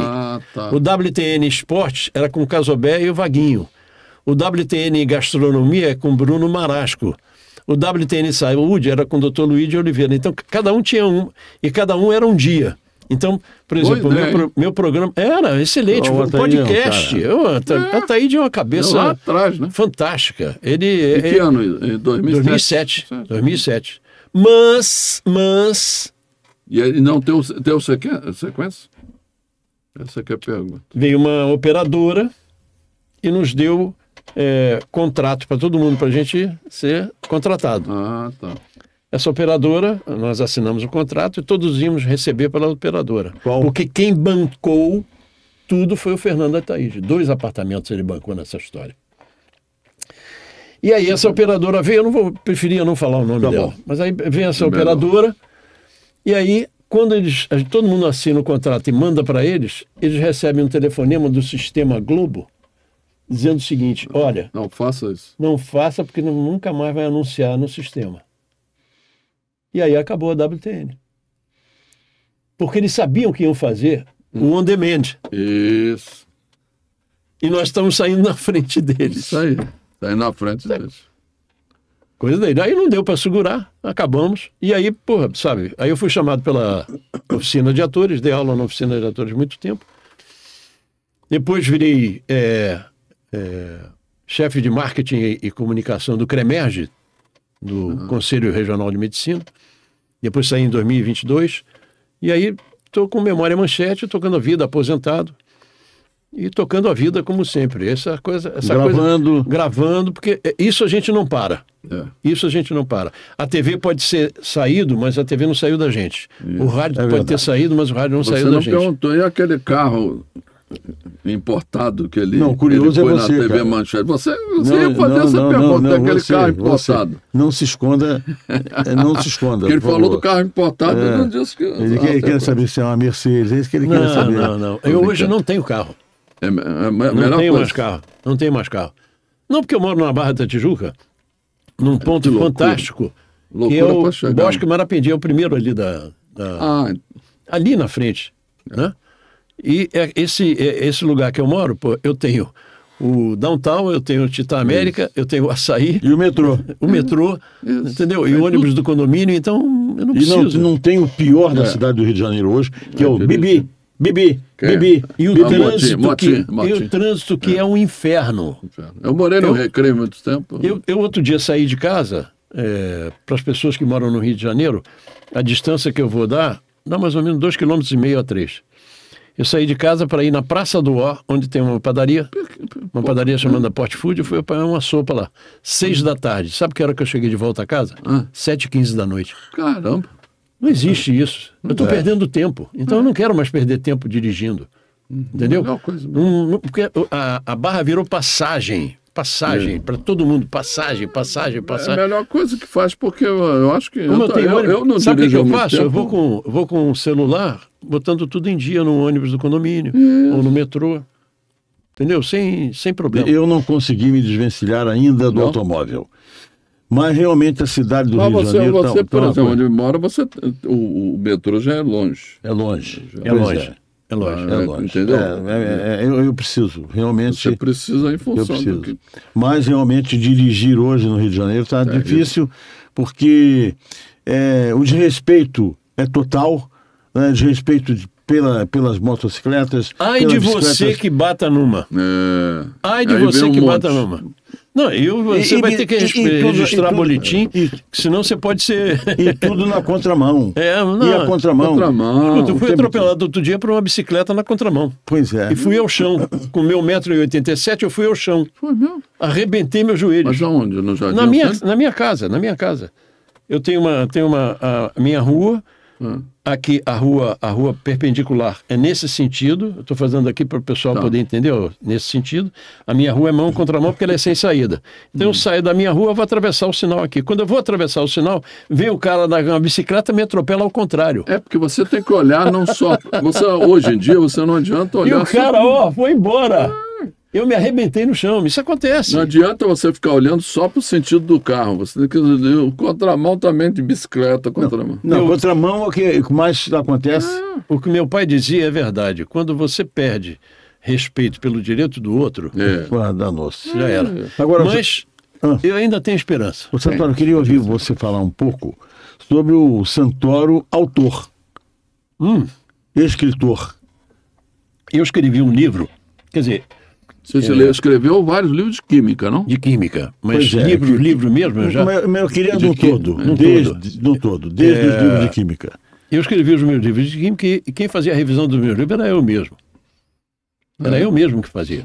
Porque eu acho que... a qualidade do português é fundamental. Tem que ser a qualidade do português. A faculdade de comunicação não tem mais língua portuguesa, gente. Pelo amor de Deus. Isso é educação no Brasil. Não tem mais. Não. Eu quando estudei na faixa, tinha até matemática. Sim. Tinha até matemática 1, matemática Faixa você 2. conheceu o Jackson Saboia, que era meu amigo. Lá. Já foi também. Nelson Inef, que era o coordenador. O Jacques queria ser sempre o Maurício Sema, né? Isso. E aí, eu comecei a escrever esse livro da Manchete. Pode colocar aí, só um detalhe, os livros de química era por causa do vestibular da prática. Vestibular, exatamente. Do professor. Olha aqui, rapaz, eu tinha cabelo e era preto aí, ó. Boa pinta, hein? Boa pinta. Tá lá, ó, Minha Vida na Rede Manchete. Quem era mais boa pinta, você ou o Ronaldo Rosa? Eu era mais boa pinta que o Ronaldo. Você ou o Elequim? Vamos fazer eu sou leonino, pô. Quem mais? Bota aqui. Ele aqui não tem. Ele aqui, poxa, você vê com quem ele casou, pô. Você não conhece minha mulher, pô. Por isso não seja, por causa da mulher dele também. Se você vê, é um absurdo ela casada com ele. Mas aí, eu comecei a escrever esse livro ainda lá atrás, quando eu estava no SBT. Comecei começar a lembrar de história. Aí botava no pendrive, que o computador era do SBT, eu botava no pendrive. Aí, quando eu vim para o Rio, voltei para o Rio, comecei a escrever. Aí você para. Aí daqui a pouco vem assim, de novo. Aí, de novo. Aí faz. Aí acontece aquilo que eu ia contar e acabei não contando. A gente fez aquela festa de 2011 e 2013, aquela imagem que vocês viram eu dando depoimento, os meninos da UERJ fazem um documentário chamado Aconteceu, Virou Manchete, que era na voz do Canásio. Isso. Aconteceu, virou manchete. Era o Canásio que fazia isso. E aí, eles fazem um documentário onde eles apresentam tudo o que acontecia naquela época, o que aconteceu na Manchete. Agora, o detalhe principal é o seguinte: esses meninos não tinham nascido quando a Manchete existia. Eu fiquei meio espantado, de caramba, como é que os caras gostam da Manchete se eles nem sabiam, nem estavam ainda, né? Ou se estavam no saco do pai, porque não estava ainda. Mas a influência talvez familiar? Talvez possa ser. Uma parte. Aí, em 2018, a Uniswan nos convida também para dar depoimentos e fazem a família Manchete. E aí, sabe, eu fico espantado, porque são meninos para nós, de 30 anos. A Manchete não existia, gente, pelo amor de Deus, para eles ainda. Sabe? Então, isso foi me dando esse reforço para escrever o livro da Manchete. E o meu livro é muito gozado, porque eu conto exatamente como eu estou contando aqui. E a gente aprontava todas lá, tá? A história do Mudinho. Vocês sabem da história do Mudinho? Não. Eu fazia a segunda edição, mas quando o Bianchini estava de férias ou tinha que fazer qualquer coisa, eu descia e fazia a primeira edição e a segunda edição. E eu fazia o jornal com quem? Ronaldo Rosas. Um sacanocrata tanto quanto eu. Então, quando terminava o jornal, eu não sei se vocês lembram o Jornal da Manchete, quando terminava, os caracteres iam assim, enviesadamente, tipo Star Wars. Né? Assim, e eu afastando a câmera, assim que me afastar aqui, afastando a câmera da gente, e dali ia para a vinheta. Aí eu virava para o Ronaldo, o que vai fazer? Eu vou comer o operador, e você, eu vou botar o outro para me chupar. A gente falava as maiores besteiras do mundo. Só que... E aí um dia a gente chega para fazer o jornal, Luiz Edgar de Andrade, que era o editor, era o chefe de redação, os dois aqui, o que houve? Olha, um telespectador que é surdo, mudo, ele e a mulher, em Teresópolis, diz que vocês fazem carta. Vocês fazem os maiores absurdos, os maiores... Movimento labial. Não, ele lê, ele diz que vocês falam palavrões, coisas absurdas. Não, mentira, não fazemos não. Pô, vê lá, hein, vê lá. Falou, chefe, falou, vamos fazer o jornal. Naquele dia terminamos o jornal em homenagem ao Mudinho. Boa noite. Mudinho, filho da puta. A puta que te pariu, tá? A história do Mudinho que o Maurício Menezes conta no show dele, no Plantão de Notícias, ele conta isso também. E a gente aprontava tudo. Naquela época, não tinha essa frescura hoje de que você não pode falar isso porque vai ofender o cara. Porra, vem cá, quando você estudou... O politicamente correto. Não tinha o Banguela, não tinha o Queixudo, não tinha o Gordo, o próprio Boni, em entrevistas agora, recentemente, ele falou que se ele fosse assumir uma TV hoje, com esse politicamente correto, você não faz nada. Você não faz nada. Não, você vê, hoje não pode contar uma piada de português. Não pode. Você não pode chamar... O Pelé hoje estaria roubado. O Negão, acabou o Negão. Pelé vai no meu aniversário. Que era adjetivado. Vai no meu aniversário. O Pelé se hospedava com o Santos um bom tempo no Novo Mundo. Sim, e o único que conseguia falar com ele chamava-se Iata Anderson, o repórter, amigo do rei. Meu amigo Iata, que me deu já entrevista no Memória Manchete. O Pelé vai no meu aniversário.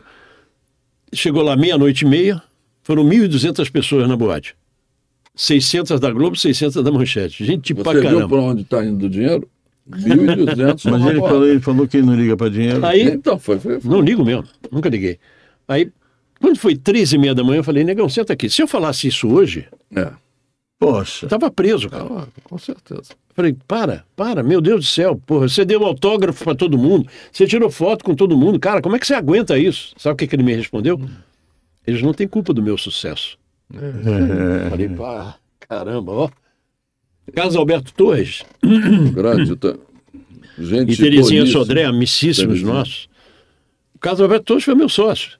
Foi? E o Carlos Alberto, a escolinha que ele tinha na Barra era comigo. Agora o negócio é perguntar ao Santoro de quem que você não foi sócio e qual o negócio que você não teve. O Carlos Alberto Torres, eu trabalhei várias vezes. Ele ia muito nos jogos na TV Brasil.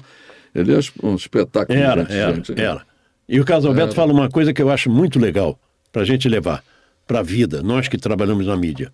Fama não faz compra de supermercado. É verdade. Fama não faz compra de supermercado. Você tem que trabalhar até morrer, porque idoso no Brasil foi feito para morrer. Porque o resultado dessas coisas todas que o INSS faz, você paga sobre 20 salários, hoje você recebe 3. Não, e pagar plano de saúde caríssimo. Caríssimos. Deveriam ser.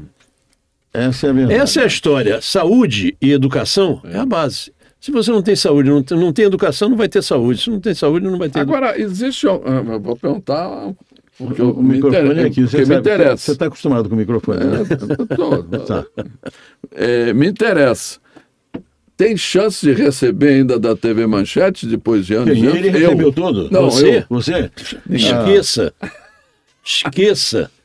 Não vai receber mesmo. O Ronaldo, que trabalhou lá 16 anos. Não tem chance. Não tem chance. Acabou tudo. Não tem chance. Quem tinha que pagar isso era a massa falida. A massa falida, que não é massa falida. A TV, o Osmar Gonçalves, que era o diretor-geral de comércio. Da TV. Da TV Manchete. É verdade, é isso mesmo. Ele falou claramente, a Manchete não faliu, ela foi vendida por R$1. O amigo do Fernando Henrique Cardoso, que ganhou, porque ele, em verdade, ele ganhou do Fernando Henrique. Era de Curitiba, não? É TV? Não. Não, São Paulo. Era TV Ômega. Aí botaram depois o nome de Rede TV, que para mim é Rede TV, porque aqui não tem nada de TV. Aqui é uma porcaria.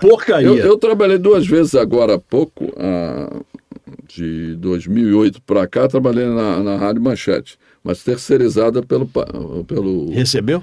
Não, na Rádio Manchete recebi, porque era terceirizado. Porque tem gente que trabalhou lá e não recebeu, não. E agora a segunda vez... Agora. Estou recebendo. Agora estou recebendo. Aí agora também que foi terceirizado também, 2 vezes. Agora no esporte 2 vezes eu trabalhei. O Brasil é um país tão atípico que fizeram um leilão das fitas da Manchete. Ah, é? Essa eu não sabia. Leilão das fitas da Manchete? Tudo lavagem de dinheiro. Você acha que fita que não teve acondicionamento, não teve tratamento, ia ter alguma coisa? Não tem nada, não tem nada. E quem comprou? A pergunta é fundamental, não. Você sabe? Eu também não sei. Também não sei. Rapaz, Brasil, rapaz. Isso aqui... Essa é boa.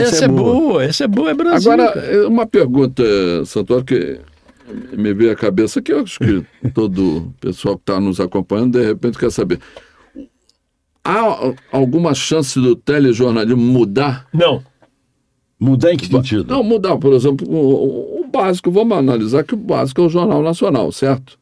O Jornal Nacional, hoje, ele tem condições de mudar a cara que é o Jornal Nacional, 2 apresentadores... Na minha concepção... O que você mudaria, por exemplo, com a apresentação do Jornal Nacional? Jornalismo foi o que nós fizemos, em que você tinha uma coisa, falava de uma pessoa, e essa pessoa falava de outra, a gente ia e entrevistava as duas. Ah, tá. E dava o mesmo tempo para as duas. Isso é jornalismo. A lei do jornalismo. Né? Jornalismo com tendência é publicidade. Então, é verdade. A definição é muito boa. Eu não acho que seja jornalismo que se faz hoje. Eu não vejo TV aberta há 6 anos. É mesmo? Eu não vejo mais TV aberta. A única coisa que eu vejo em TV aberta é jogo. Futebol. Você sabe, olha aqui, você falou uma coisa... Fora isso, eu não vejo TV aberta porque não tem nada. Você se lembra, você trabalhou lá, de Noel, pelo amor de Deus. A TV educativa era uma TV educativa. Educativa, isso. Hoje é uma bosta. O Santoro, o Boni teve agora há pouco na TV no Sem Censura apresentado. Agora, pela Cissa Guimarães. Ele disse claramente, o pessoal reclamou. Ele perguntado, o que você acha da TV pública? Ele disse, não acabar. Tem que mudar. A TV pública não pode concorrer com a TV, com as TV fazer entretenimento. Claro que não. Não tem que fazer entretenimento. A TV pública ela tem que fazer, fazer um trabalho educativo e não... Você se lembra de Daniel Azulay? Como é que ele ensinava as crianças? A TV educativa... A TV educativa era a TV educativa. Fundação Gilson Amado. Hoje é uma TV de entretenimento... Igual a outra. Não tem nada a ver. Vai tomar sempre não ferro. Tem nada a ver. Não tem nada a ver. E você não tem mais identidade na televisão. Você perguntou se voltaria. Isso. Não tem mais identidade. Você ouvia uma coisa sem estar vendo, você dizia da TV Manchete. Sim. O que eu queria dizer do carnaval é o seguinte: ninguém fez carnaval como a Manchete. E eu fui a voz que inaugurou o Sambódromo. Eu fui convidado pela Rio Tour para inaugurar o Sambódromo. Tá? Então eu falava primeiro um locutor em inglês, depois Jacira Lucas, que era filha de espanhóis, falava espanhol fluentemente, e eu falava em português, contando o enredo e dizia, na Avenida Marquês de Sapucaí, no Sambódromo, Estação Primeira de Mangueira, que é o meu caso. Estação Primeira de Mangueira. Aí a Mangueira entrava. Eu inaugurei o Sambódromo, fiquei lá quase 10 anos lá, com a voz do Sambódromo. O Demetrio Costa, eu trabalhei com ele. Ele também. Foi. Ele antes de ser o Sambódromo. E depois do Reinaldo Costa, narrador esportivo de São Paulo. Isso. De Cruzeiro São Paulo. O Demetrio foi antes e depois que eu saí. E aí, eu me lembro que eu fui, isso é muito importante contar, eu fui falar com o seu Adolfo, porque eu era um dos apresentadores do telejornal. Então eu era a cara da Manchete. Todo mundo até hoje fica falando, você é a cara da Manchete, porque não sei porquê, mas... Marcou, né? Tudo que gira em torno de Manchete, o pessoal me chama. Aí eu fui falar com o seu Adolfo foi chamado pela Rio Tour e tal. Meu filho, que bom, vai sim, você é muito bom, você é a cara da Manchete, você é jovem e tal, papapá. Estávamos eu, ele, Mauro Costa e Laírton Cabral, e a secretária dele. Toca o telefone, a secretária disse, seu Adolfo, telefone para o senhor. Não, agora não, é o doutor Roberto Marinho. Aí ele foi atender. Atendeu o doutor Roberto Marinho e a gente só ouvia ele falar, não, doutor Roberto, não. Quando ele volta, o Mauro pergunta, o que houve? Vamos dar um parêntese aqui para explicar. Em 84, quando foi inaugurado o Sambódromo, o governo Brizola virou-se para a TV Globo e disse, olha, vamos fazer em 2 dias. A Globo disse, não faço. Faço em um dia só. É um dia só, é só domingo. Não, tem que ser domingo e segunda. Bater o pé, tem que ser domingo e segunda. Então eu não vou fazer. Eles apostaram que a Manchete não toparia. Darcy Ribeiro e Oscar Niemeyer vão à Manchete, propõem ao seu Adolfo fazer o carnaval sozinho. Ele disse, eu topo. Ele tinha uma coragem, seu Adolfo, fantástica, né? Ele disse, eu faço. Aí, voltando à pessoa agora, quando ele volta desse telefonema, o Mauro perguntou, o que houve? Doutor Roberto Marinho queria fazer o carnaval junto comigo, eu falei que não. Essa vez não, nós vamos fazer sozinho. Aí ele falou para o seu Adolfo o seguinte, Adolfo, você é meu amigo, nós somos amigos há anos. Você é meu amigo e está me negando um favor. Eu vou ter o direito de negar um favor para você. Se o Roberto Marinho quisesse, a Manchete não fechava. Fechava, é isso mesmo. A Manchete não seria. Mas em compensação também, o Roberto Marinho quis e acabou com o Jornal do Brasil, de um modo geral. Sim. É uma coisa cruel. Mas a Globo é uma coisa muito cruel. Você me perguntou, no meio da conversa, você me perguntou por que a Manchete faliu. Primeiro ela não faliu. Por que não faliu. Primeiro foi vendida, mal vendida. Mas tinha muito roubo. Seu Adolfo dizia que tinha que ser tudo verdade. Eu acho que isso daí é uma coisa genética do Canal 6. Porque é o que na TV Tupi. Na Tupi. Não é verdade? Então, porra, ele dizia, tem que ser tudo verdade. Então, ele dizia, mesa de vidro, ele queria que fosse cristal. Ele comprava vidro e comprava cristal. O prédio da Manchete é uma coisa fantástica. É verdade. Viludo, para ele tinha que ser veludo. Não, o nego comprava tafetá e comprava veludo. Entendeu? Tem um cara que era contador lá da Manchete que tem um apartamento na Atlântica. Como? Entendeu? Então tem muita coisa, o pessoal surrupiava. E fora um pouco da pressão também da própria TV Globo, né? Não foi a primeira vez, porque a TV Nacional só não se criou, não foi criada a TV Nacional, que seria a grande TV de todos os tempos, por causa da TV educativa e companhia que não deixaram. Mas ia ser uma potência. A própria TV educativa sofreu muita injunção das organizações Globo. Até porque eles queriam fazer a Futura. Isso aí. Entendeu? Isso aí. Quer dizer, é uma coisa bárbara. Esse jornal que eu fiz da Globosat era apresentado pelo GNT, porque o jornalismo era apresentado pela GNT. O Hugo tem aí, não tem, Hugo? A coisa do... Eu apresentava um jornal chamado Mundo Hoje. Que mais ou menos a mesma linha? Não, era diferente da Globo. Era diferente da Globo. Tá. Nós só reprisávamos as matérias do Jornal Nacional resumidamente. Tem como aí? É esse jornal. A crise em Brasília. O presidente Itamar Franco insiste em não pagar o aumento do Supremo. O Supremo diz que não admite intromissão no Judiciário. O Senado derruba o aumento ilegal dos deputados. Tudo igual. Coreia. O Norte ameaça o Sul com um mar de fogo. Tudo igual. Olha. Oriente Médio. O ataque de Israel ao QG do Hamas. Tudo igual, rapaz. O cinema de luto. Julieta Mazina morre 5 meses depois de Fellini.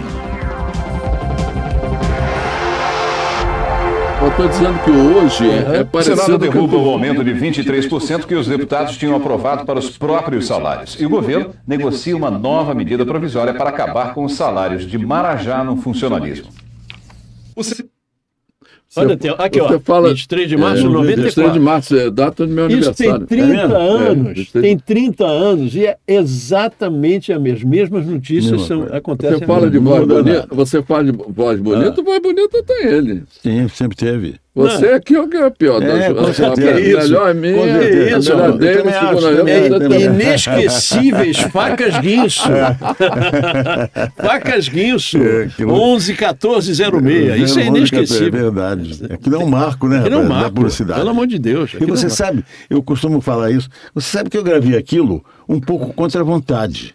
Porque era um comercial muito grande, de 2 minutos, e como eu gravava muito comercial, eu achava que minha voz ia ficar muito exposta, entendeu? Naquele comercial muito deu tempo. dinheiro, a benção, graças a Deus. Eu falo baixo. Ah, tá bom. Te deu muito dinheiro. Deu mesmo muito dinheiro? Não me deu. E as meias? E as meias? Agora, é tudo. Agora você é diferente. Eu gravei aquilo 8 anos, cara. Agora aquele grupo, uns 8 anos. Bem, você é diferente dele. Ele não liga. E eu gravava aquilo sempre paralelamente com o CB. Sim, Casa da Banha, que era com o Fernando muito mais Quanto a ele. Ele diz que não tem problema com dinheiro, que não liga para dinheiro. Você não. Eu tenho você muito não problema. É diferente. Você ganhou. Eu tenho muito problema, que tá uma falta danada. Olha, eu vou dizer para vocês o seguinte: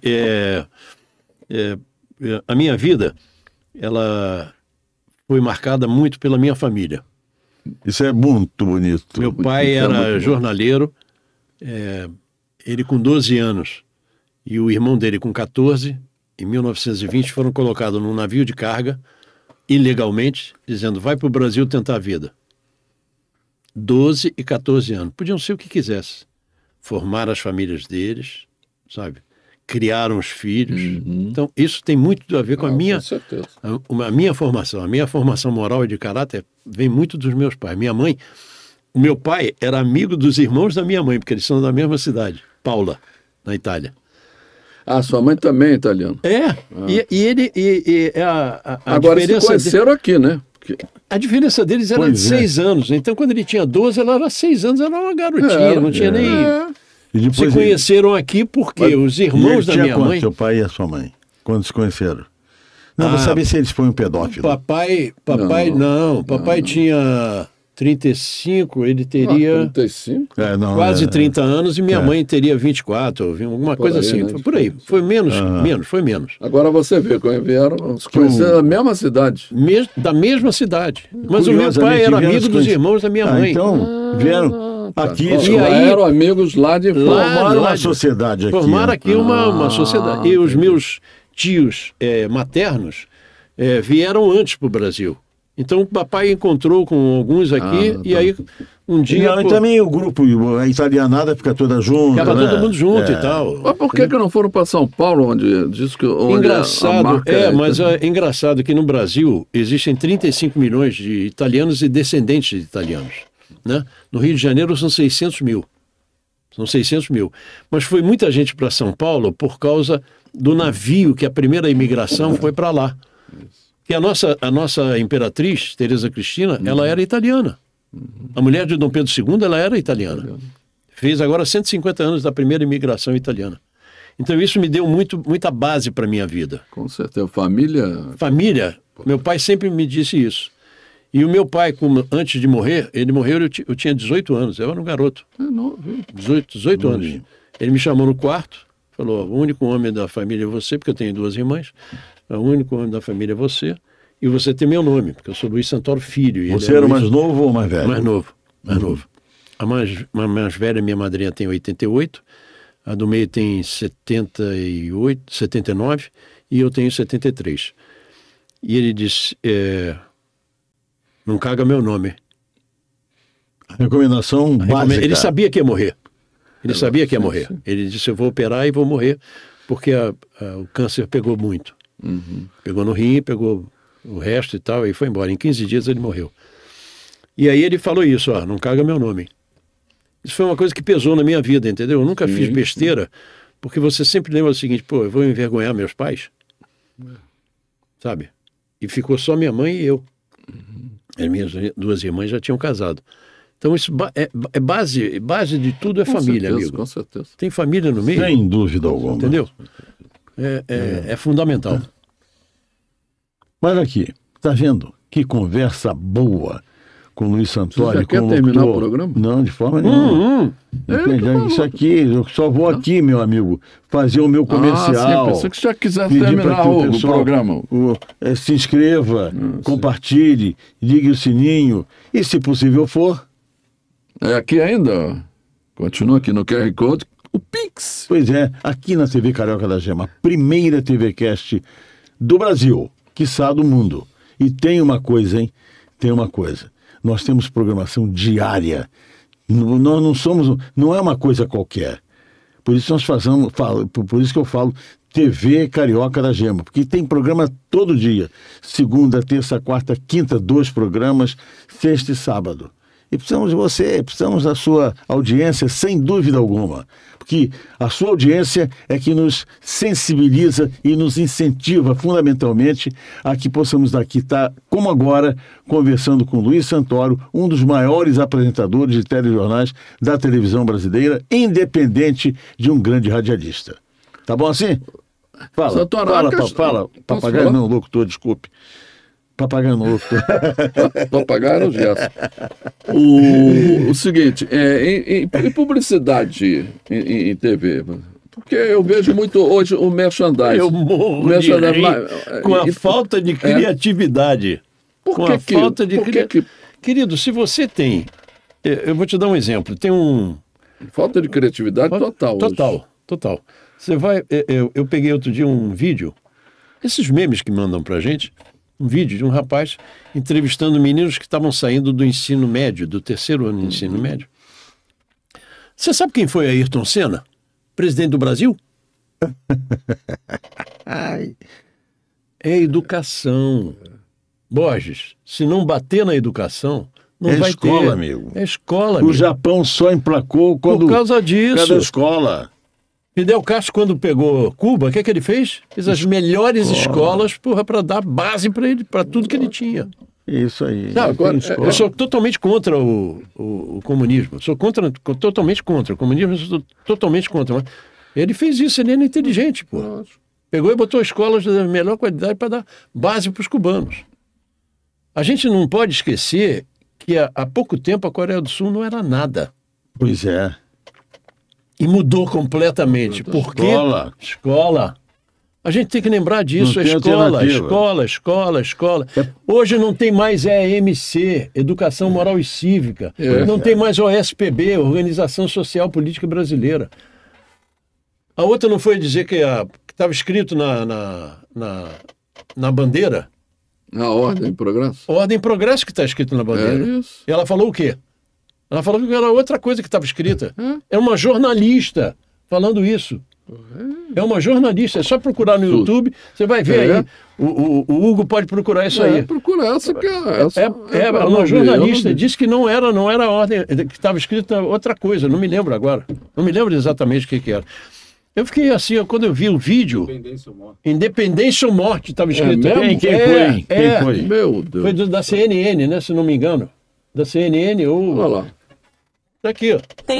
O presidente estreou um capítulo novo na campanha à presidência da República, o da hipersexualização, falando de aspectos sexuais em seu discurso da independência, em que ele pouco lembrou do 7 de setembro, falando da comparação entre as primeiras damas no aspecto estético da coisa. Então, o que chama atenção, já que o presidente, a exemplo de todos nós, sabemos que na bandeira brasileira está escrito independência ou morte. Chega, não, pelo amor de Deus.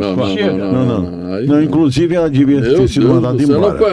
Jornalista. Ela ainda é jornalista. Se eu fizer aqui na TV Carioca da Gema, se você me fizer isso aqui, você vai ser mandado embora no ato. Você. Sem direito a receber, tá? FGTS. Agora nós temos mais alguma coisa aí para mostrar do Santoro, com toda certeza. Eu vou de trás para frente, se vocês começarem de trás para frente, eu vou seguir a ordem. Não, tudo bem, não faz mal.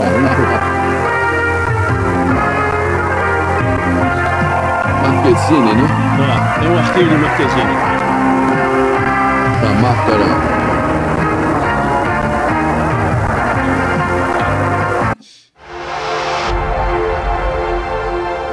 O Senado derruba o aumento de 23% que os deputados tinham aprovado para os próprios salários. E o governo negocia uma nova medida provisória para acabar com os salários de Marajá no funcionalismo. A Coreia do Norte ameaça transformar a capital sul-coreana em um mar de fogo. As tropas sul-coreanas estão em alerta máximo. O governo comunista norte-coreano diz que está preparado para o diálogo, mas também pronto para a guerra. Dá uma paradinha. Eu ensinei muito aos meus alunos de locução, de apresentação de TV, de oratória.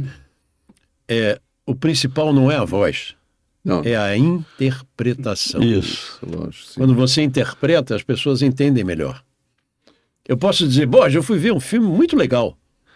Eu posso dizer, Borges, eu fui ver um filme, mas foi muito legal. Isso é completamente diferente. Você sabe uma coisa interessante? Possivelmente você, algum dia, menino, deve ter ouvido esse programa, essa linha de programação que eu apresentei, que era de um italiano. E seu pai, com toda certeza, ouvia. Era a linha de programação Januário Ferrari. Né? Eu apresentei nas rádios várias, Metropolitana, Mundial e Guanabara, então Guanabara. E o seu Januário, exatamente, italiano, eu aprendi muito com ele. Me ensinou muito de vida, sabe? Mas ele dizia, é isso que você está dizendo, Ednoel. Eu estava começando lá em 61 isso. Ednoel, não se preocupa com a voz, se preocupa com a interpretação.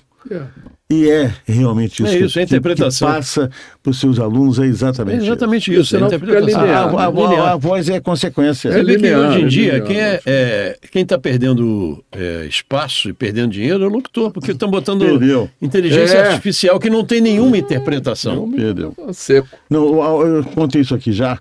O Alberto Cury, há uns 30, quase 40 anos atrás, nos corredores da TV Educativa, ele disse para mim, Ednoel, nossa atividade é uma atividade em extinção. O locutor vai acabar. Agora, então, com a inteligência artificial, nossa senhora. Para acabar, eu posso contar uma... Deve. Eu tenho que ir... Eu tenho que ir. Tem que ir. Eu vou contar uma que não foi minha. Não foi minha, foi do Eliakim Araújo. O Eliakim Araújo, que já está lá em cima, era um sacanocrata também. O Eliakim... Porque o Alberto Cury fazia o Jornal do Brasil Informa com Alberto Cury. O que ele fazia? Ele pegava a dentadura dele, botava corega, tá? Metia na boca, bebia um copo d'água e dizia para o operador, abre. E ele ia, pau! Ele é quem vai, abre o armário do Alberto Cury, pega a corega, tira e bota... Sorrisal. Sorrisal não, o sal de fruta aí. Aí ele chop, botou água. Corta. Você vê que boa. Rádio, TV. Rádio é bom. É muito bom isso, porque essa descontração faz a mídia. O rádio tem mais brincadeira entre as pessoas, há uma interação maior, porque a televisão é mais distante. Mais distante. Mas só para fechar, Santoro, o que você indicaria para um garoto que está chegando, querendo fazer TV? A questão do que foi perguntado a você, você tem medo da câmera? Como é que você deu aula em relação... Se eu ficasse mais calmo na frente da câmera, eu dormiria. Porque eu nunca liguei para isso. Agitado. Nunca liguei para isso.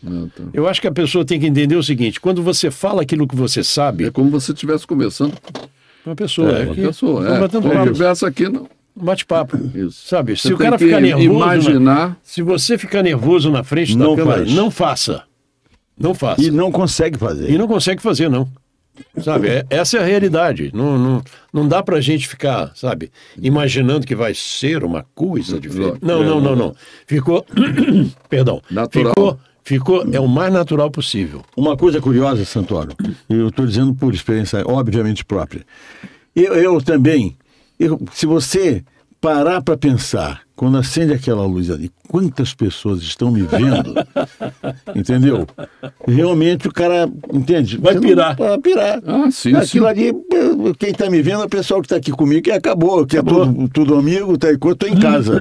Essa que tem... Concorda, Santoro? Concordo, essa que tem que ser a sensação do apresentador. A primeira aluna... Desculpe, hoje estou com pigarro. Não foi mal. A primeira aluna que eu tive da oficina de atores, ela pagou um mês, ela fez um mês. Quando chegou no final do mês, eu falei para ela, não paga o segundo, não.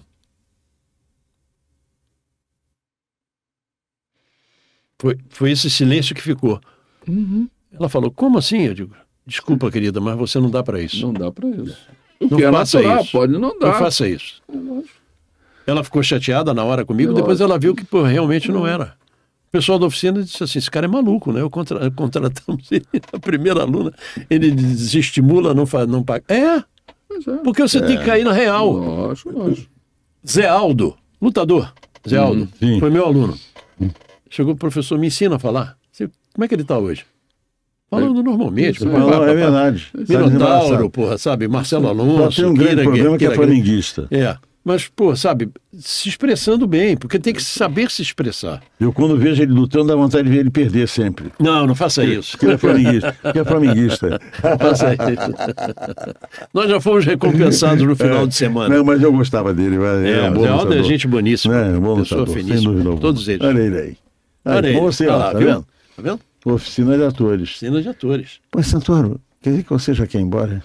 Quero, cara, pelo amor de Deus. Mas que pena. Isso aqui pena. Você que pensa pena. que as pessoas não têm. Porque nós ficaríamos aqui mais um dia inteiro. Não, mas você vai voltar. Tem que voltar. Vai voltar, cara. Você tem. Você viu o tanto de água que eu bebi?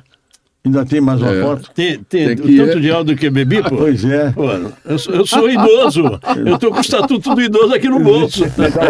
O Jornal da Manchete, segunda edição. Essa vinheta era o máximo.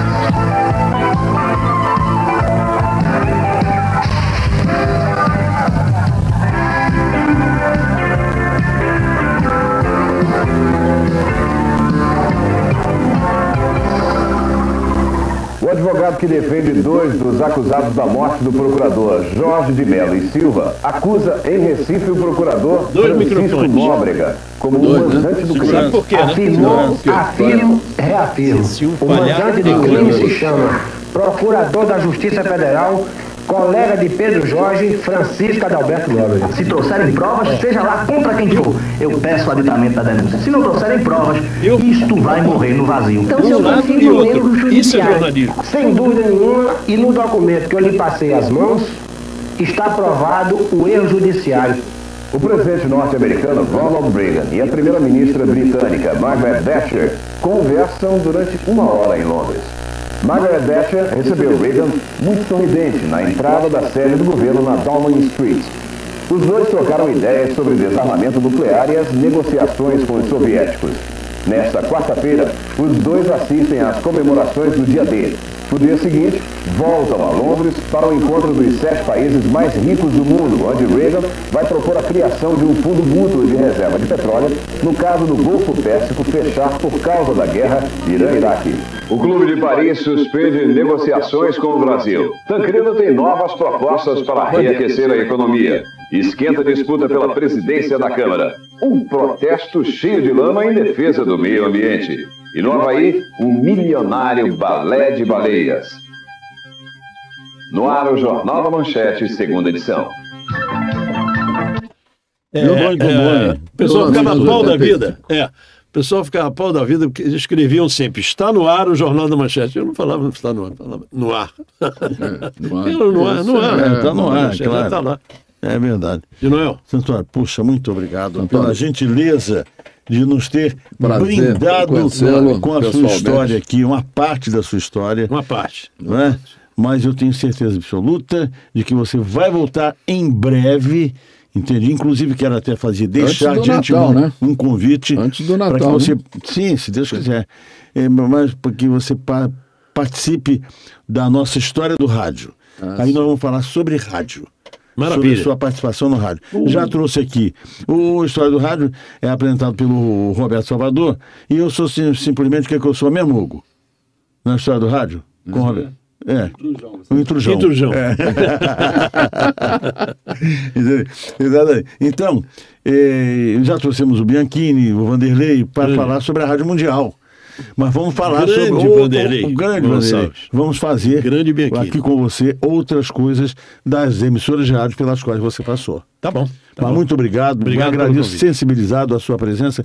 Para mim foi uma glória ter o Luiz Santoro aqui, porque eu sempre o admirei como um excelente profissional e como pessoa também. Eu disse para ele ainda ontem no telefone: ô Santoro, nós na vida não tivemos assim uma proximidade tão grande, mas sempre tivemos um agrado um pelo outro, um respeito e uma compreensão do que é a vida, do que tal, e sempre nos demos muito bem, felizmente. E assim será, eu tenho certeza. E você sabe como é que é.